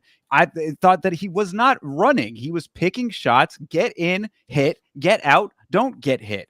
I thought it looked great. I think that is high fight IQ, something that your boy Jesus Aguilar could have used a little bit more of. But okay, we're having difference of opinion on that one. I thought that Calvin Kattar could not find the timing to deal with Zalal's speed in those two rounds. That was a bigger problem to me than the way that Zalal was fighting. Because if you're seeing him do that, the side to side that you're talking about, you gotta adjust. I mean, you got to get in there and figure it out. What I would have thought that Calvin Kattar could have done, I don't think that he wanted to do it because Zalal is good with his grappling and his wrestling, was that he could have tried to tie him up and get him in a close range, get him up against the cage, land some short shots. He could have pulled an Andreas Gustafsson, get him up in the clinch, land some heavy elbows. That might have been nice. There were a lot of adjustments that Kattar did not make in those first two rounds that I think were to his detriment, more so than getting on Zalal for being an evasive fighter. Because, I mean, look, at the end of the day, if he wants to win the fight, I know that it might not be fan friendly all the time for some people, but that's the Bilal Muhammad method. And where did it take him? Straight to the belt. So that's round 1 and 2. I let you go. Let me just go and then we'll talk it out. So round 3, the dynamic does shift. And this is where the criticism that I do have for Zalal comes in, because Kattar marches him down and starts to hunt with intention. That's where things start to get a little dicey. We see a legit running from Zalal in that third round. So I've said, how does Zalal think that he's going to be able to navigate in that type of environment when you have a fighter who's going to be able to make the adjustments that Calvin Kattar did not in the first and the second? That's where I think that if I have criticisms of Zalal, that's where they come. But to say that this guy is a bum, this and that, I'm seeing a savvy fighter over here. I mean, we're looking at the same picture, seeing two different things. And I love the idea. It's like, well, he was just faster than him. Like he was able to move and it's like, yo, if he landed shots though. If I took a full sprint around the fucking apex and just ran in a fucking circle and you just tried to walk hopping, like I think I'm gonna outrun you and I don't think you're gonna be able to touch me. But he landed though. He was landing shots. It wasn't like he was just straight running. 74 of 134. Like, fucking, what is this? Like, oh my God, they threw the exact same amount in the stat sheet. And I think it was just crazy performance because, Yusuf Zalal, and I'm going to show the bias that I have because after the fact, I think I hate him a little more because he's just a smug fuck. Like, it's the fact that one, you come out here and you talk shit in the performance, two, you were in the third round and you're like, Kattar threw a head kick and you're like hanging out on the ground, laughing. It's like, dude, what are you fucking having fun for? Like, do you think Kattar was the one having anyway? And then you come out and the post press, and then you're talking about how Cater. I know Anakin just brought it up. Zalal apparently said Cater was greasing his leg. I did want to get to that Like, too. what are Yeah. you fucking doing? Like, are you a fucking loser? Like, you already won the fight like a pussy. Well, You hey, already well, okay. called out somebody that you had no business calling. Like, But is there some legitimacy to it or not though? I mean, like that's I mean, I think that there should be at maybe least bro's got sweaty legs. What? fair enough. But I mean, if you look, like we don't know if that's the truth or not, though. I mean, like if there was some greasing going on, then that certainly lends some credence to why he wasn't able to get the takedowns. People were talking about how the entries looked a little bit weird, that they, Ah, he wasn't able to wrangle him. I mean, look, I'm not saying it's true or not. I'm just saying that if he was saying it and there is some legitimacy to it, possibly, then it might add another layer to it. I think that again, I think the personality is what's really killing you right now more than anything. I think you're angry that he's happy about this win. Yes, I am angry that he's happy about this win. Like, this was not a win. Like, if you think about it, why wouldn't you, after a performance like that, go on the mic and say, I understand you guys are not happy with that. Like, I can hear you. Like, have some, literally, live in reality.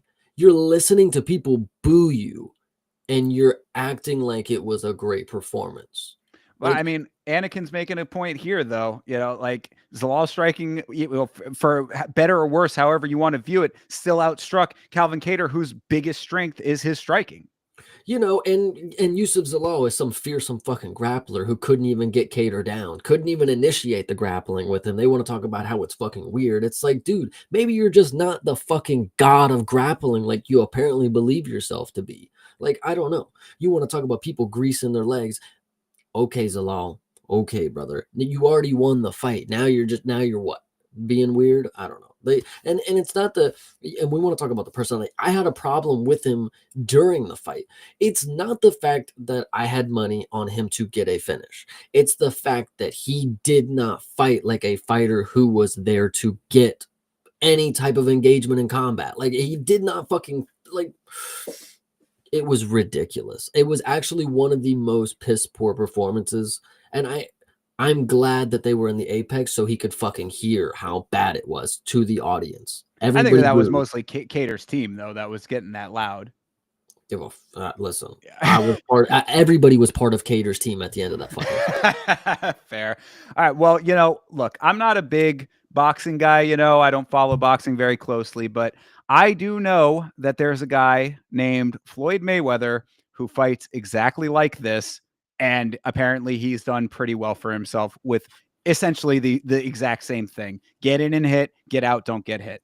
What did So Chael say? He's been fighting tomato cans for his whole fucking life. all right. Well, I mean, look, whatever. It's one of those deals. Like, I can understand the criticisms. I'm not saying that you're wrong to to have criticisms of the way that he was conducting himself, but I chalk it up to savviness. I think that it was high fight IQ kind of stuff. And also the thing too, it's like you're saying, if he can't get the takedown, then it is a good adjustment. Like, if he's not able to secure the takedown, grease aside. Whether that's true or not, put that to the side. If he's not able to secure the takedown, he has to strike with a known striker, a dude who we know has power in his hands in Calvin Kattar. Then this is how you have to navigate. So yeah, it might not be the most fan friendly. It might not be the prettiest, but it wins the fight. Again, I bring up Bilal Muhammad, who, everybody has a lot to say about how he fights, and he's got a belt. So I just think it's very telling for the future that I can feel coming for this dude. It's like, okay, you're willing to go ahead and strike with fucking Billy Q and Jack Shore,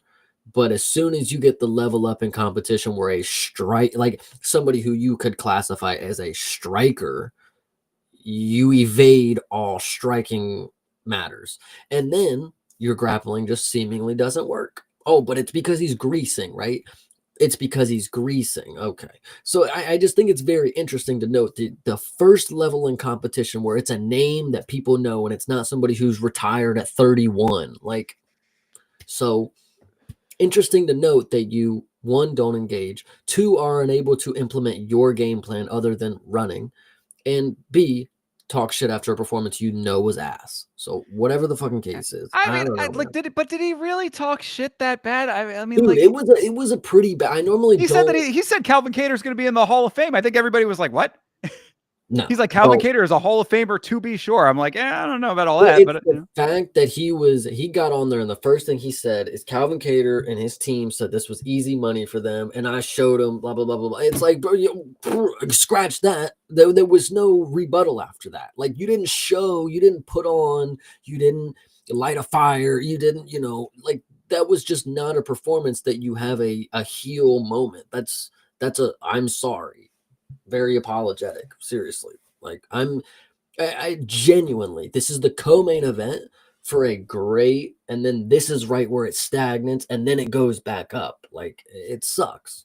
yeah. Well, I mean, look, if this performance here was the way that you felt about, if all things are equal on how you felt about this one, then I think that there is some silver lining for you in the fact that he's now number 10 in the division, and featherweight gets a whole hell of a lot tougher after that. Yeah, give him fucking Ilya again. I'm all right for it. Like just right now, just Ilya. Just if he just anyway. Feed him to the lions. I can understand it, but Anakin, don't you fucking lie. He's not entertaining on that goddamn mic. No, I already said he's a smug motherfucker. Oh my goodness. Like he gets me fucking my blood boiling, man. It's his voice too. It's everything about this guy. The Moroccan devil, the devilish performance you put on, brother. Like I like him. Oh my goodness. All right. Well, look, we'll see. I mean, well, okay. I mean, before we move on, what do you think is next for Calvin Kattar then? Because this is now a loss here and a loss to Aljo. I mean, things not looking great for the guy. Listen to your favorite fighter. The fucking Hall of Fame is next for this dude. Like glory. Yeah, exactly. Like, golly. Destined for glory. Yeah, I can understand it. I must not know enough about Calvin Kattar's career. If this dude is destined, listen, if he's destined for the Hall of Fame, I must have not been aware. Oh yeah, no. He's certainly not. But I mean, that people were saying like Calvin should not lose his job over this. I mean, see Anakin talking about retirement. Sure. I mean, if he wants to retire, then that's on him. But like, yeah, this is not necessarily like a career-ending fight, but he is now down a fight to a prospect and a fight to a former champ. Things are not looking great for him at the moment.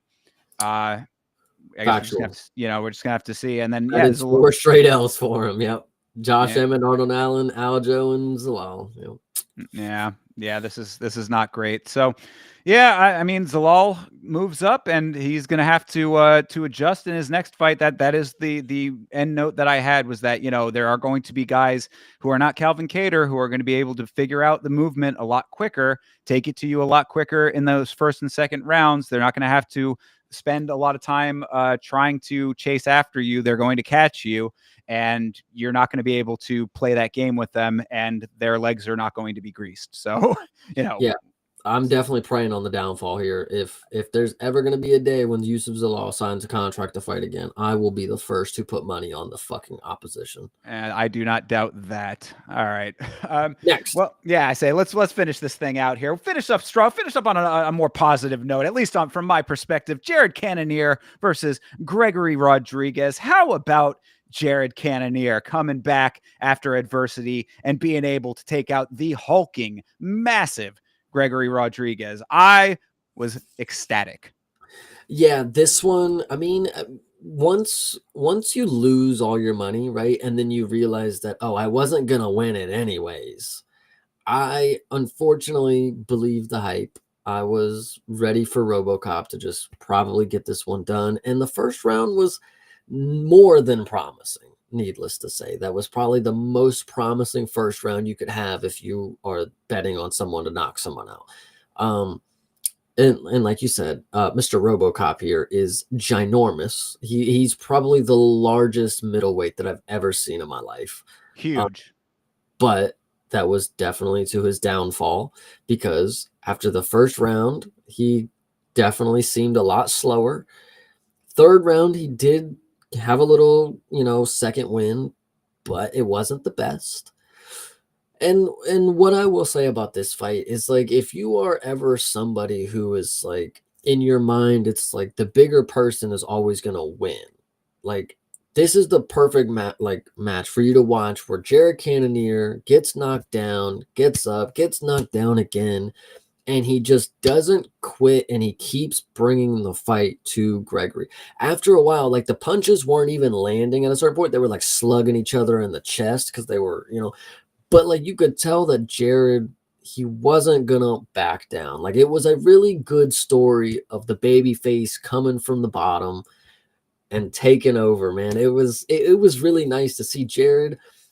Listen, if I could summon whatever you had in that right elbow that you dropped on fucking RoboCop at the end of the third round that made him fucking fold back, I would do it every moment of any fucking fight.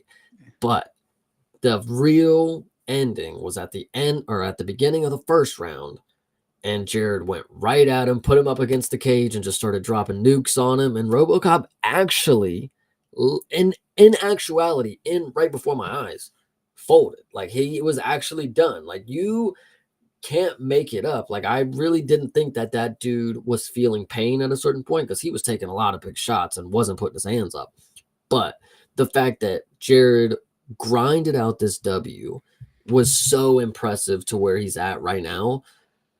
But it's also unfortunate because he just keeps beating everybody that's going to have a chance to be the champ. So I don't know. Yeah, it's a tough position for Cannonier based on the run that he's had, and like this is exactly what I did want to see from him based on the previous performance against Kaio, which was another slugfest war. A really, really gritty fight between those two guys. Great fight. I knew that Cannonier still had that guy in him, and when I heard coming to the cage them say that he still has that instinct to want to win the belt, I was like, okay, because we heard different from Israel Adesanya coming into the Imavov fight recently, and that's when I knew. I was like, this isn't going to go good for Izzy because Imavov wants the belt. Izzy's, oh, I'm going to just be the fun fight guy now, and it's well, that's not going to work. But Jared still wants it, so I was like, please show that and be able to do it against a guy like RoboCop, who is a tough motherfucker. So in that first round, you're right. I mean, RoboCop came out heavy, man. What a dangerously powerful guy he is. He gets the knockdown. I was exceedingly nervous for Cannonier in that first round. Very impressive ability for Jared to stay in this fight through all of that heavy adversity, navigate wisely, got the takedown for a minute towards the end there even. When people talk about savvy veterans, this is exactly what they're talking about. What Jared Cannonier did in this fight is a culmination of a career of these types of fights. And that's why I'm a huge fan of this guy. Like he goes in there to win, doesn't always go his way, but he is always going to put everything that he has into it. And when he's able to navigate in a very high fight IQ manner, and I love to see it. So by round two, the momentum definitely swung completely 180. DC was talking about it on the commentary, asking Paul Felder, Paul, he can't already be tired, can he? And it's like, I mean, if you go back to the watch along, you'll see me. I'm choosing my words very carefully on the watch along because I was like, he's looking a little bit slower. He's looking a little bit more measured. I didn't want to think that he was tired already in a 5-round fight in the second round, but it certainly looked like he had slowed down a little bit there. Round three, he did. You're right. He had that little bit of a swing back. It looked like he was coming back a little bit. Jared kept the heat on, almost had the fight finished in that round, came out in the fourth to seal the deal. So happy for Jared. Beast forever. Yeah, this one, honestly, when you look at RoboCop and like you see the fight start, it's like, again, this hulking figure that's across from you. But then as the fights go on, you start to remember that you have to cut weight in this sport. And, maybe that's not what the issue actually was. Maybe RoboCop is just a dude who just don't have a good gas tank, whatever you want it to be. But it's like, you can never predict who's going to get tired first. Like that's really a big key in this. Is like sometimes the dudes just don't have it anymore. After the first round, the hands just drop lower and lower. So it's crazy to think that Jared pulled this one out, but he's never lost more than 2 in a row. So yeah, absolutely. And so, like you had alluded to, though, it is a precarious position for him now. I mean, like Gatekeeper does definitely seem to be applicable. it's one of those deals where he can get wins over certain guys. He can't over other guys. Will he ever hold a belt at 40 years old? It seems very unlikely. But I want to believe in the guy forever just because of these exact types of fights. That's really what I'm taking away from all of this. I'm very happy that I had the faith in him to put the money down on him. I mean, the parlay that I hit on with him and Sadikov on it, I was very happy about that coming through, of course, for the money, but I was also happy about it for what we're talking about here, where it really is like, you want to root for some of these guys, especially for the style of fights that Cannonier is the exact type of fighter that I like. When people always ask, who are your favorite fighters and why? It's like, I like fighters that don't talk a hell of a lot of shit, go out there and do their job as best as they possibly can. And he is that to a T. So I really am happy about this one. Going forward, it's just going to be a really kind of sticky situation because he doesn't seem like he's able to keep the momentum on, and he is not able to pull it off when it counts the most, unfortunately. Well, I think what it was, he's ranked 5, and everybody above him has beat him. So, yeah, that sounds about right. Yeah, I mean, and now of course we've got Hamzat in the mix, who's going to be going in there to to do his thing for the belt. Sorry, Jared is 7, and yes, everybody above him has beat him. I think is that after the update? It hasn't updated yet. The only thing that's updated is Imavov and Strickland still. So he'll probably end up at 6, but even still, it's not, it's not going to be much of a difference. And, again, the guys above him are just, it's a different wave. Jared is on that previous era, which makes it a lot tougher as well. I mean, him going up against Imavov, actually, I mean, I really like, Imavov should get his title shot first. I'm not trying to say that fight needs to happen before or anything, but based on the way that the Imavov fight ended, I would like to see a rematch of the two of them, because this is the exact performance right here that shows that was an early stoppage and that needed to go on longer. You know what I mean? Like, Jared was wearing it when the fight got stopped, but he is a dog. So it's like, I would like to see that get run back just to see if he could have better luck there. Will he win? I don't know. It's hard to say yes to that. I want the best for the guy, I guess, after something like that. Yeah, he's got, out of all the 40-year-olds that I think have good odds to ever win a belt, I guess he's got to be up there for right now. So for sure. So, I mean, really, I guess that's the end of it for right now. As far as RoboCop goes, I don't see this as being like, the end of the line or anything like that. I think he's got a lot of years left on him to keep grinding, get a little bit better, get the cardio under control, maybe possibly thinking about moving up, even though it's going to, the advantage is not necessarily going to be there if he does. But one way or another, just make the adjustments that he needs to do in order to get everything on a level playing field for him. And I think that he can continue on just fine. Yeah, we'll see. I mean, I don't dislike watching him fight. I mean, the threat was always there, in my opinion. Absolutely, yeah.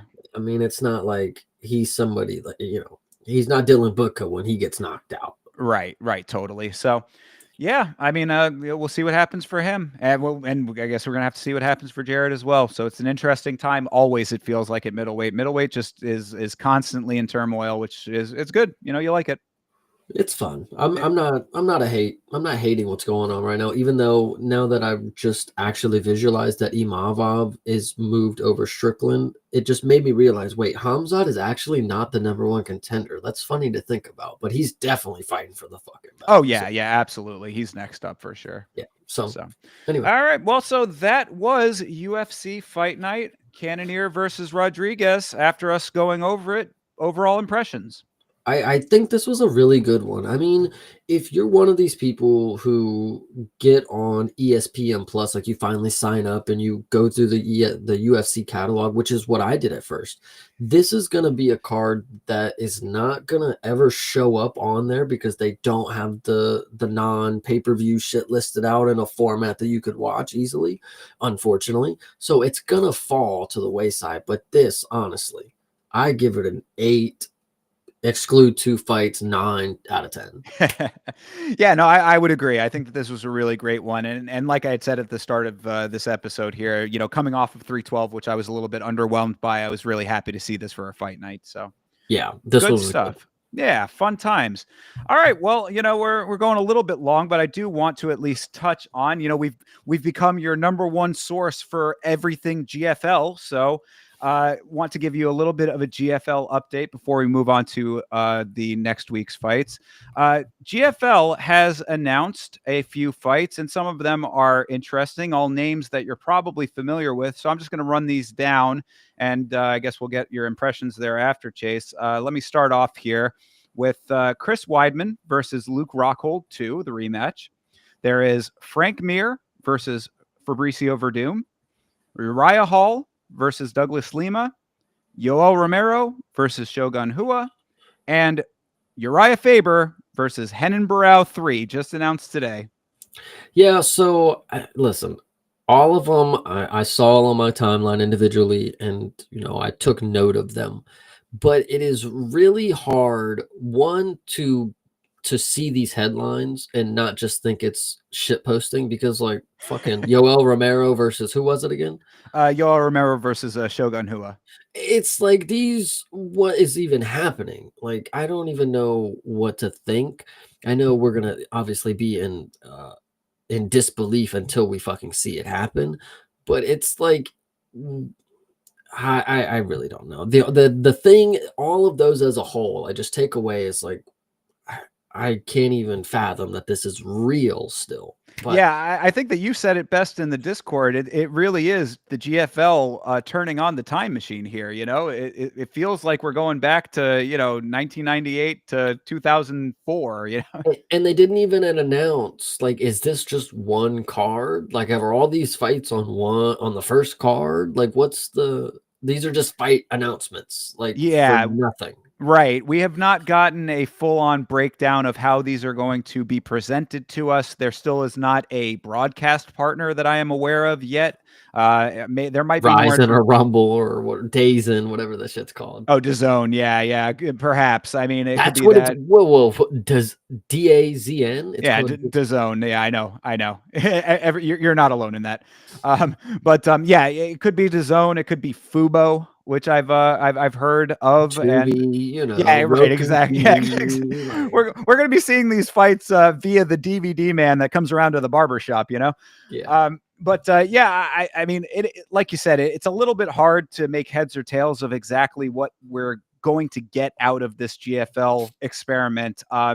This is the information we have now. There is one interview that I plan on watching. I don't know if I'm going to do it on stream or not. I might end up trying to do that this week if time will allow. But I forget what the guy's name is, but the main guy, Darren something from GFL, I think that's his name.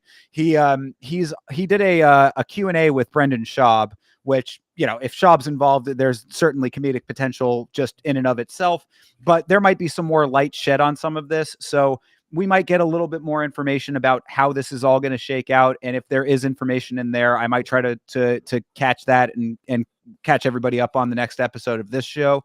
But as of right now, I just wanted to at least keep everybody aware of what's going on. Teams have been announced for the GFL during their little draft. These are the Players fights have been traded. yeah, right. Luke Rockhold traded from one team to another. I don't remember which teams they were, but that was an announcement as well. So things are happening in the GFL. I guess that's the grand takeaway from all of this.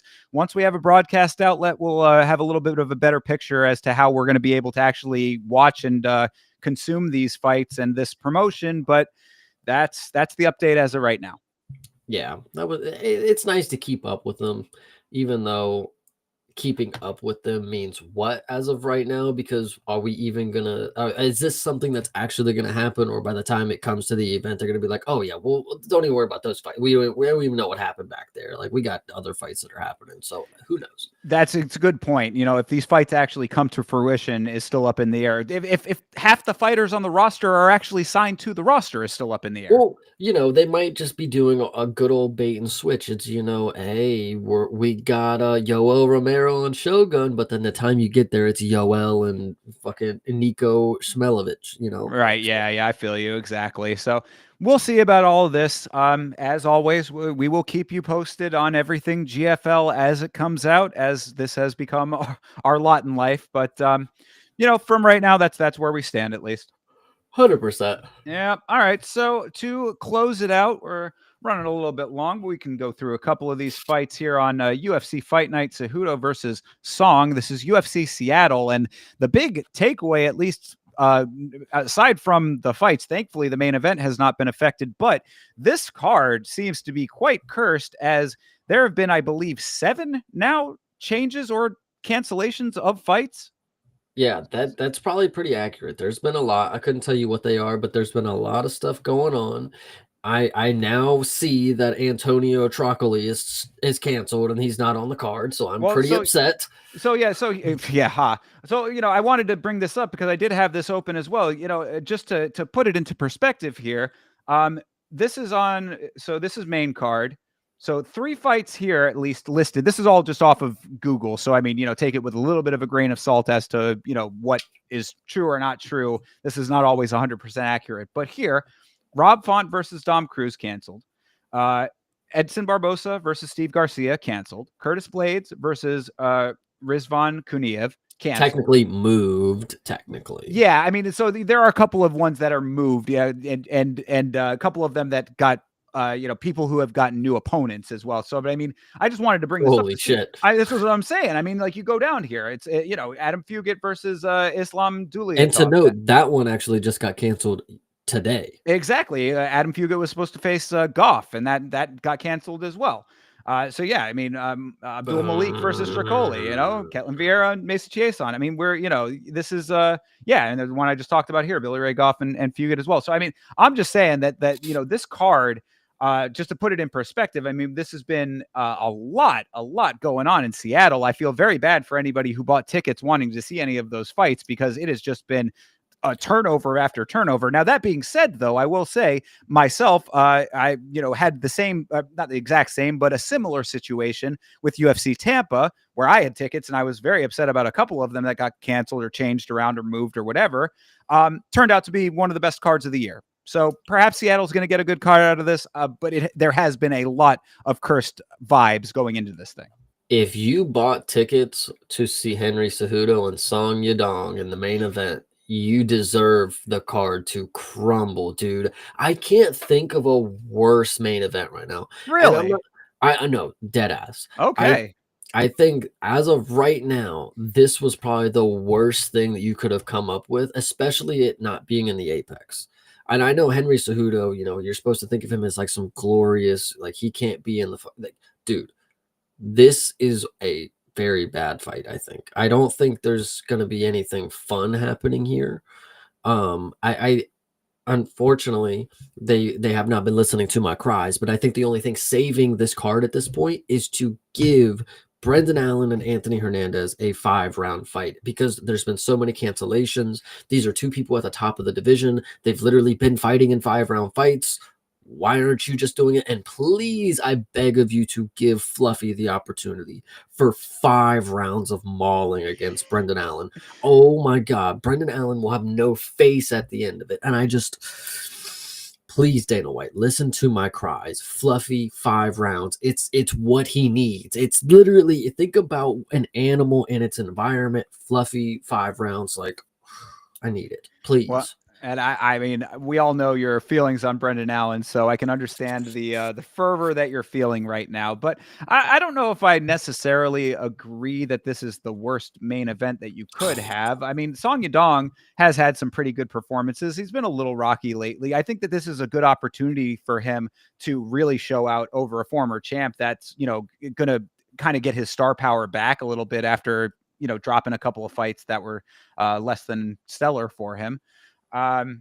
But I mean, how can you not want Fluffy Hernandez just in general? So I think that Seattle is very lucky that they at least have that. Yeah, factual. This dude he's slowly becoming one of my favorites. If you want to talk about dark horse, like I really do believe that applies to what Anthony Hernandez has been in the matchups that I've seen.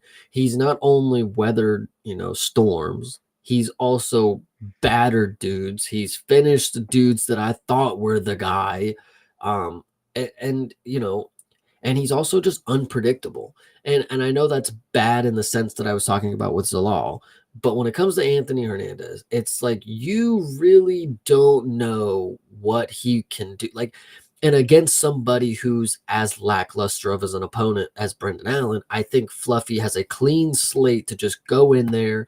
And if Brendan wants to wrestle, we are going to choke you out. And if you don't want to get choked out, we're going to maul you on the fucking ground and pound. So I don't know. I think this is the people's main event. If it were up to me and I could choose the cancellations, Song and Henry would be at the top of the list, and this would be the main event. I swear to you. I swear to you. Well, fair enough. And you said this is the people's main event. The one thing I will say about this card is that there are a couple of really fan-friendly fights on here, regardless of all of the cancellations. So it's not like this card is like a lost cause or anything like that, even with all of the changes.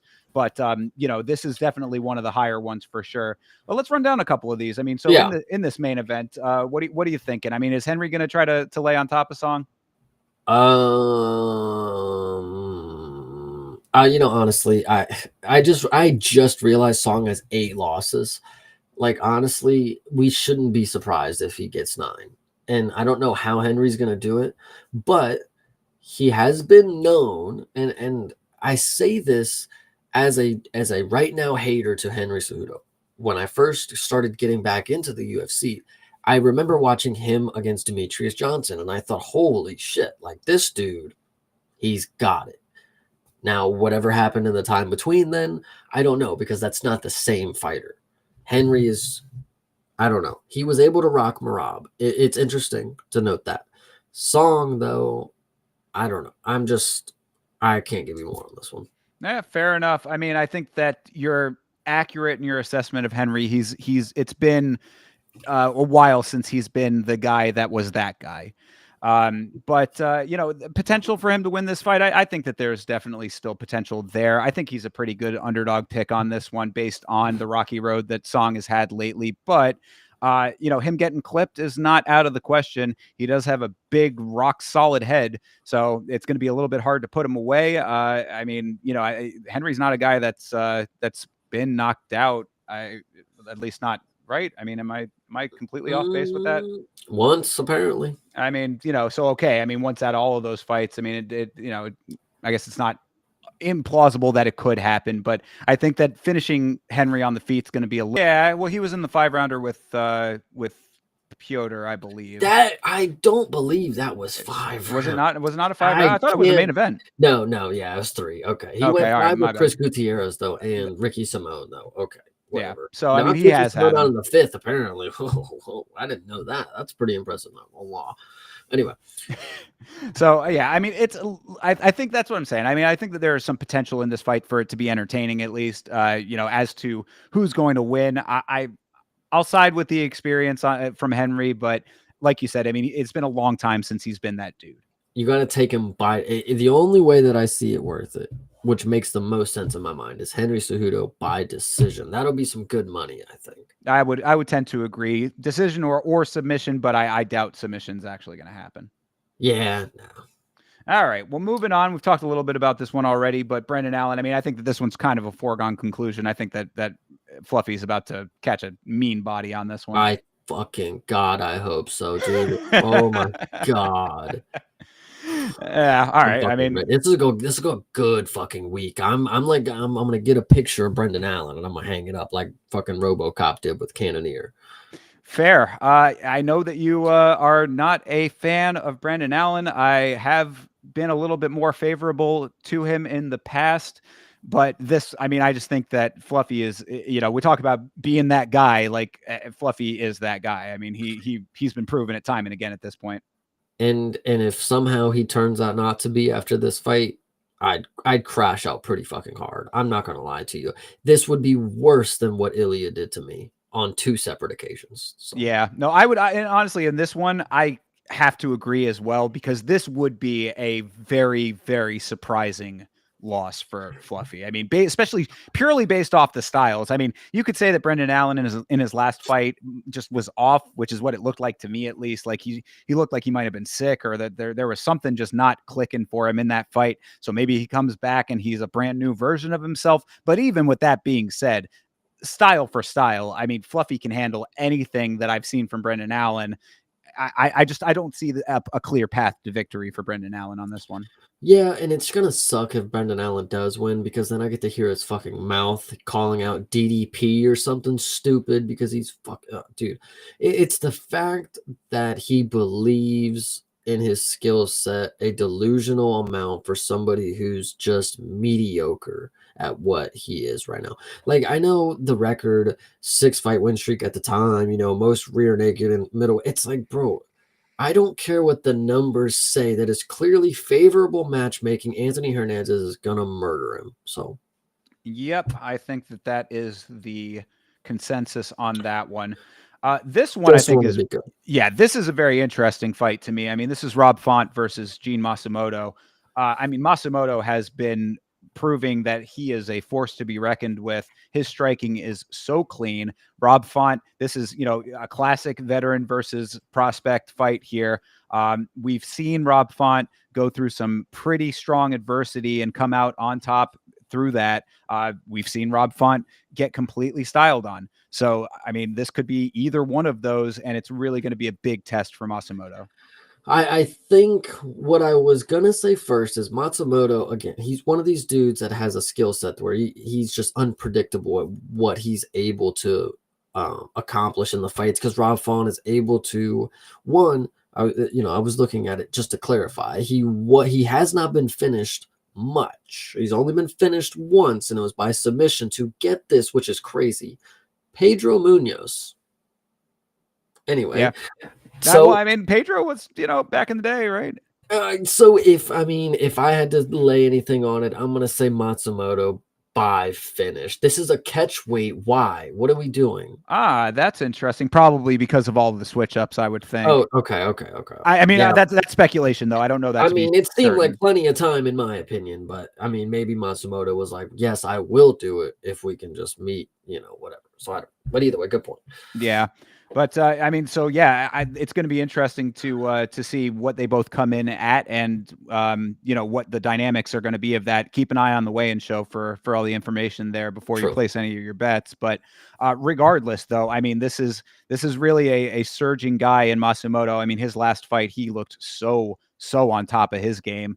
Rob Font, coming off of a win himself, is proving that he is a dude that you should not be counting out. I mean, his last win was over Kyler Phillips. Kyler Phillips. Yeah. And I, at the time going into that fight, was saying, Kyler Phillips might have been next up in my mind. I mean, he had looked really, really good in his previous fight. Rob Font taking care of that business. So, I mean, this is going to be a good one right here. I will tentatively go with Masamoto on this because I do think that he is more technically sound than Kyler Phillips, like at this stage of his career.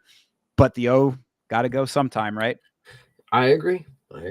So, I mean, who are you picking, though?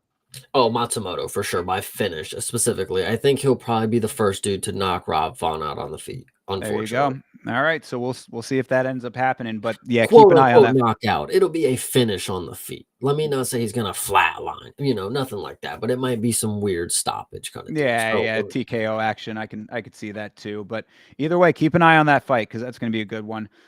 This fight as well. It's Gene Silva fight week. No, this one pisses me off, and let me explain why. Yeah, I love John Silva. I would love to see a John Silva fight. But this is about time where I would love to see a John Silva fight against somebody who I know. Like, you just fought Charles Jourdain and then finished Drew Dober, but you finished them both in 14 days. Those are two dudes that we know. Who the fuck is this? Yeah, Melsek Bagdasarian. I mean, I know the name. The name rings a bell. He's Armenian, but not named Armin. Whoa. Yeah, no, rare.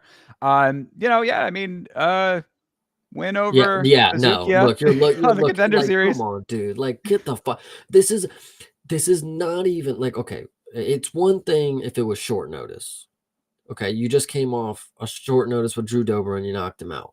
And then you go full camp for a fucking bum. Like, I don't know, dude. Yeah. I would love to say that I'm happy to see this, but it's like, why are you giving him an easy route? I know this is somebody who doesn't deserve an easy route. Like, this isn't somebody who we need to no, this is like champ on the way. Like, well, I mean, that could be why, though. Maybe he's getting hot shotted a little bit. I mean, I look. I mean, I'm your guess is as good as mine. You know what I mean? I can't say that for sure. It's just unfortunate, you know. I don't know what is going on with this one, but it hurts my brain because when I look at this and I think like, oh, Jean Silva's gonna knock him out. It's like I shouldn't just know or feel that just like this guy's gonna walk through the other guy. Why aren't we getting some even matchmaking, especially when it's somebody who's heading towards the top of the? How is he not ranked? What are we doing? He Yeah, just beat Drew Dober. Like, wait a minute. Let me go double check and make sure he's not ranked because how is he fighting down if that's the case? Like, something's not adding up here. Something's not adding up here. yeah, John Silva, what weight class? 45. Where is this shit at? Okay, so he's apparently not ranked yet.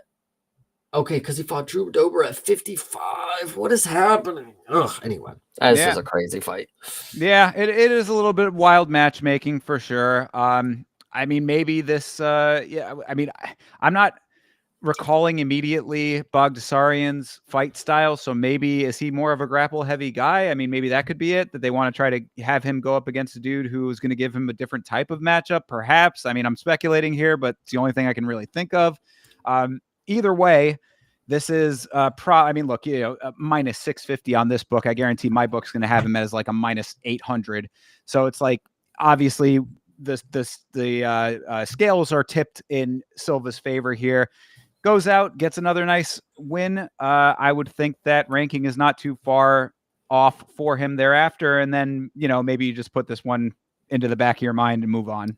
True. Too bad it's towards the top of the fucking car. Well, I mean, obviously it's John Silva, but like I just know he's gonna walk out there and murder this dude. Like John Silva's really fucking good. Like Yeah. Well, I really mean, and that could be it too. Maybe you want a little bit of action, you want a little bit of fireworks. So you know that your main event has the potential to be kind of boring. Perhaps if it gets into that territory, then now you've got this fight for at least a good knockout to lead people into the co-main and the main. well, I'm actually hoping that they do some reordering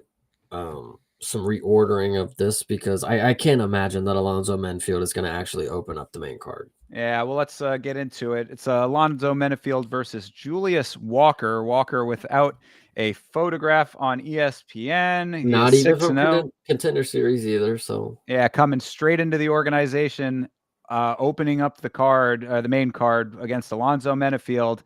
Kind of a crazy situation there. I mean, I guess you just got to go with conventional wisdom and say that the more experienced guy is going to take it. no, what? No. You're talking about the goofball that walked into punches against Olberg, right? Yeah. And then they That certainly is, yes. he got knocked out again after that by a dude whose name again can't even fucking say. I think this is a very solid dog for Julius Walker somehow. Oh yeah, I forgot that he lost to Azmat Mirzakhanov as well. Yeah. Yeah, I Oh, mean, you're going for the dog. I'm gonna go for the dog, Julius Walker. I don't think he's gonna finish, but I mean, Menfield is pretty fucking tragic. 37. 37 to yeah, Julius Walker's 25, dude. He's like 15 days older than me. Like, I think we're going with the dog. This is actually listen. Now that we go over it a little more, this is actually a really good dog right here. I mean, well, and also I wanted to. I'm looking over these stats. I mean, this fight is at light heavyweight. Is he actually walking at 265? I mean, that's pretty wild. That's a lot of weight to cut. He must be no. That I think that's based on the last matchup that they would have had. Well, either way, though, I mean, if he was coming in at 265 in any fight, that's Well, I mean, but the last time he fought was December 7th, 2024. I mean, was this at heavyweight somehow? Like, can I see? This was at okay. His previous fight was at light heavyweight, so they might just have that wrong, or they just didn't update it when he was the heavyweight. That just could be just off. But either way, I mean, yeah, these stats are kind of crazy. Dude, he might. I mean, listen, this is going to be the prime example of why these fucking fat heavyweights need to cut because this dude's going to show up shredded, and we're going to see him on weight on the weigh-ins, and people are going to be like, "Oh fuck," and then they're going to put money on that dog. I'm telling you, it happens too often. Well, then I mean, get your if you're feeling risky, then get your bets in now before the line shifts because plus money on him right now might end up swinging. I mean, KO or decision, it seems very fucking easy. I think that'll be a good easy bet. I mean, I'll tentatively stick with conventional wisdom and say that the experience of Menefield will weigh out, but I'm not at all confident in that one. Yeah, I feel that. This one I'm very confident in. Same. I was just going to say this one I feel a lot more confident about. This is Iwan Kutilaba versus Ibo Aslan. This can be a body for Aslan. I just noticed how similar their first names are somehow. Yeah, Iwan and Ibo. Yeah, that's anyway. The what is it? The Turkish Machine, I think it's something like that. Oh, the Last Ottoman. I don't fucking know what this dude's nickname is. Anyway, yeah, my boy Ebo is surely gonna gas if he doesn't knock out Cutelaba, but Cutelaba is just, honestly, he doesn't get knocked out too much, does he? Though. Well, what I was going to say about Iwan Kutilaba is that he falls right there into the same camp as Angela Hill and Anthony Smith. He's a guy that if you bet on him to lose, he's going to win. If you bet on him to win, he's going to lose. I'd be very careful to bet on any fight that he is in. However, Ibo Aslan did look really, really good in that last fight and got the finish. So, I mean, whether or not he ends up finishing, I mean, I do think that he has the ability to take the fight to him in a way that's going to get him very, very shook and possibly swing the fight for him. So, I actually think I'm building a very good idea of what's going to make us some money. I'm telling you, Ebo is going to be a good one. Obviously, I do believe in the dog on the fight before that, but I think we should look at the fight after this too, with Andre Fili and Malinquiz. Oh yeah, Mezcal, or Mekazel. Either way, Mr. Costa, I think is gonna fucking win this easily. If you you're going for Ebo on this last. Oh yes, one. Yeah, 100% Ebo. Okay, 100% Ebo. Gotcha. All right, cool. And yeah, and I'll go with that as well. But yeah, so Andre Fili versus Mezcal Costa here. Yes, if you notice Andre Fili in his record, he's a checkerboard, straight up checkerboard. Oh yeah, he just won his last one, so that means he's losing this next one, which is really good to know. If you also look at Costa, the only people that he's lost to, Steve Garcia by knockout, which if you know Steve Garcia, the Mean Machine, he's on a fucking knockout streak. So hell yeah, and longest knockout streak in the company. And then if you go before that, it was a submission to Thiago Moises. Now Thiago Moises, you believe at one time he wasn't. If he was decent, I still believe in him, but he was decent. He just won his last fight. He did just win his last fight. Yeah, so I don't think that Costa has losses that are aging bad, but the fact that the line is as close as it is, I think this is money to be made right here. Costa by sub or decision. I'm telling you, that's the money shot right there. Sub or decision is so good. I mean, at that line, minus money on both sides. I mean, go for it if you want to. It doesn't seem like it'd be worth the squeeze on that, but I mean, if it's in the bag, as Chase is saying, then all right, well then there you heard it here first. I mean, I'll go with that too, because I agree. I mean, Fili's always kind of been one of those guys that, like, not only does the record reflect it, but just sort of his fight style kind of reflects it as well, in my opinion. Like, you talk about the eye test. He's been one of those kind of guys that it's like he's good enough to stick around, but it doesn't pass the eye test past that, True. So 100%. Yeah, I'm with you on that assessment. But this one, I am looking forward to this fight tremendously. This is Mansour Abdul Malik versus Nick Klein. Both of these guys coming off of the Contender Series, if I'm not mistaken. Yes? Yes. And I don't know if you've noticed. I feel like I told you this when it happened, but you didn't catch it when it actually happened. Nick Klein is the dude that told Dana White that John Jones is the greatest fucking fighter of all time. I do remember that now, based on you saying that last time. Yes, yeah. And I mean, so Klein got a really nice early finish in his fight. Abdul Malik got a really good finish in his fight as well. This is a really nice fight. You don't see this very often, it feels like, where you have two Contender Series guys immediately going at each other in the big show as well. So this is kind of almost short notices, Exactly. I mean, and that's, the story of the card, of course. But, so this is an interesting element to this, is that it's, this is like Contender Series Part 2 for both of these guys. But I'm telling you, Mansour Abdul Malik, he was one of those guys, I get a couple of these guys every year in Contender Series time that, the little the little voice in the back of my head starts talking. I was like, Abdul Malik might be one of those dudes. I'm sticking with it. The line is agreeing with me heavily on this one. I think that he is going to obliterate Mr. Klein. Yeah, hopefully so. I would like to see a finish either way, but this is probably right when the card is going to start picking up. I think the fight comes before this that we'll talk about. I think it'll be a little more boring, but I'm going to go with, of course, Mansoor. Yeah, I agree 10,000%. So going to this next fight, yeah, Ricky Simone versus Javid Bashrat. You're not feeling too hot on this fight? I don't think it'll be an exciting fight. I don't think I'll hate it, but I think Javid will go for a boring decision because he just came off a loss to Ayman Zahabi, and unfortunately, I don't like that dude as well. But I think Bashrat will need to have a big comeback, especially against Simone, who we just saw lost against Vinicius Oliveira, and then Mario Batista and Song Yadong. Wow, okay, he's on a 3-fight losing streak. So I mean, we've seen 4-fight losing streaks before. I don't hate that Javid Bashrat will just put Ricky Simone into retirement. So Yeah, I think that there is probably potential for that to be the narrative here. This is definitely a make or break fight for Simone, so he's really going to have to pull out some magic trick to be able to get this one done against either of the Bosharat brothers are both really forces to be reckoned with right now. Even with coming off a loss, I mean, I don't think that that really changes much when it comes to this fight specifically, when it comes to Javid Bashrat. So yeah, Ricky Simone is going to have to really dig deep for a victory here, but it would not surprise me if that narrative plays out the way that you just outlined it. 100%. So, all right. Well, then coming down here to Nasrultan Ruziboev versus Nursultan Ruziboev versus Eric Mikonico, who another gray image over here, definitely not a name that I was familiar with. Is he? Yeah, he's coming straight into the organization out of nowhere. What are we thinking?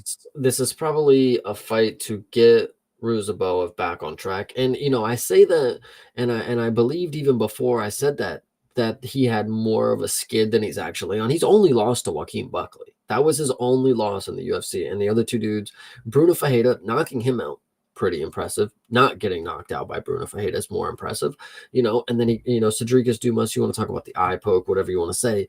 But then he gets right into a fight with Buckley, which May 11th, 2020, it's a little long ago, but like Buckley's now on his way, he's calling out the champ type deal. So True. Ruziboev is not far off. For them to throw him a dude with no pictures, it's probably warranted for us to pick Ruziboev. Yeah, I would say that makes a lot of sense. So, I mean, not too much even more to say about it. I think Ruziboev takes this fight, and we end up in a situation like that guy that came in. We talked about who was he? The dude who fought Guskov last.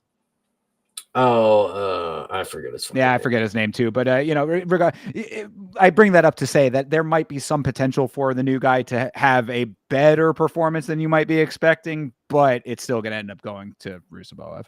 True. All right, and to finish it off, Modestas gives a fuck? Bukauskas. Hey, come on. You don't like Modestas? I like Modestas Bukauskas. I think he's got a fun name at least.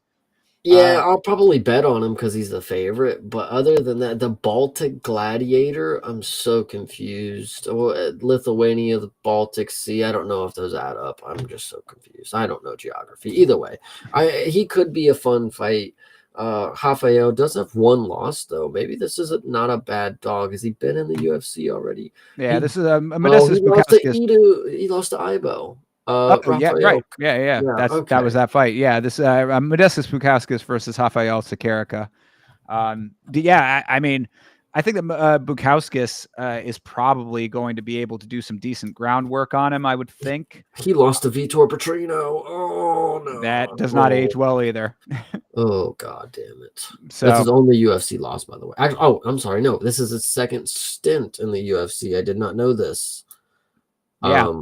Before that, he lost to Khalil Roundtree, age decent, and then Michel Olajaychuk. Yeah, you're talking about Modestas Bukauskas here. Yeah, he's not had a great run of it. I mean, it has been a rocky road. And Sakarica, 11-1. I mean, I think that this is probably a good time to bounce back for him. Yeah, I mean, honestly, I don't hate the dogs that I'm seeing here today, but Vegas somehow knows. So I'm not going to try to act like I know it all. They do. They pick, the house always wins. So, Peyton Talbot. yeah, true. I mean, you're not lying. It's not always correct. Hey, look, we had a couple of really good underdog wins on the last card, so I mean, there is potential there. Will it be this fight? I wouldn't necessarily say so, but I mean, again, the records alone would lend it to believe that there'd be some competitiveness there. So, True. hopefully that's the case. I'll tentatively pick the dog. Why not? Doesn't sound too bad. Yeah. So that's that, I guess, for Seattle. And who knows? I mean, really, we talk about this on Monday. We got a couple more days until this this card takes place. Who knows what's going to change between now and then? But whatever happens, we will both be doing our individual watch-alongs of all of these fights on our individual channels. You can find me watching along, hopefully with the Vitz King this week. Didn't have him for these last fights, but hopefully this week we'll be back to normal. You can find me and him right here on Yama. That is youtube.com/@Yama Show. And Chase, I know that you can tell them where they can find you. They will be able to find me doing individual watch along at youtube.com/@CPSmalls, on twitch.tv Twitch dot something. Don't worry about that one. Yeah. Don't worry about that one. And then on Twitter at Creative Partin, Partin, and we have fun on there. So make sure you follow my boy. We're gonna get your plug game worked on. Yeah. But yeah, definitely follow Chase on Twitter. If you want a last week's fights shirt, holler at Chase for a shirt, man. We got some shirts made up. They are dope. People are loving them, and it's a good way to support the show early on before we start doing mass production. Chase is wearing one right now. How about that? You could be an owner of that fine product yourself. So hit Chase up on Twitter about getting yourself a last week's fight shirt. I am on Twitter and Instagram at Yama Show as well. There is a new stream on the Yama channel on YouTube right now going over the deleted Jackson podcast with Bryce Mitchell. I suggest that you watch that. A little bit of a dicey watch at times, but I think overall pretty enlightening in certain ways and an interesting watch at the very least. So check that out. New content coming for you at some point this week as well, I am sure. And we will catch back up with you to go over all of the fights from Seattle right here on Last Week's Fights next Monday. So until then, everybody, have a great rest of your week. And as always, fight on.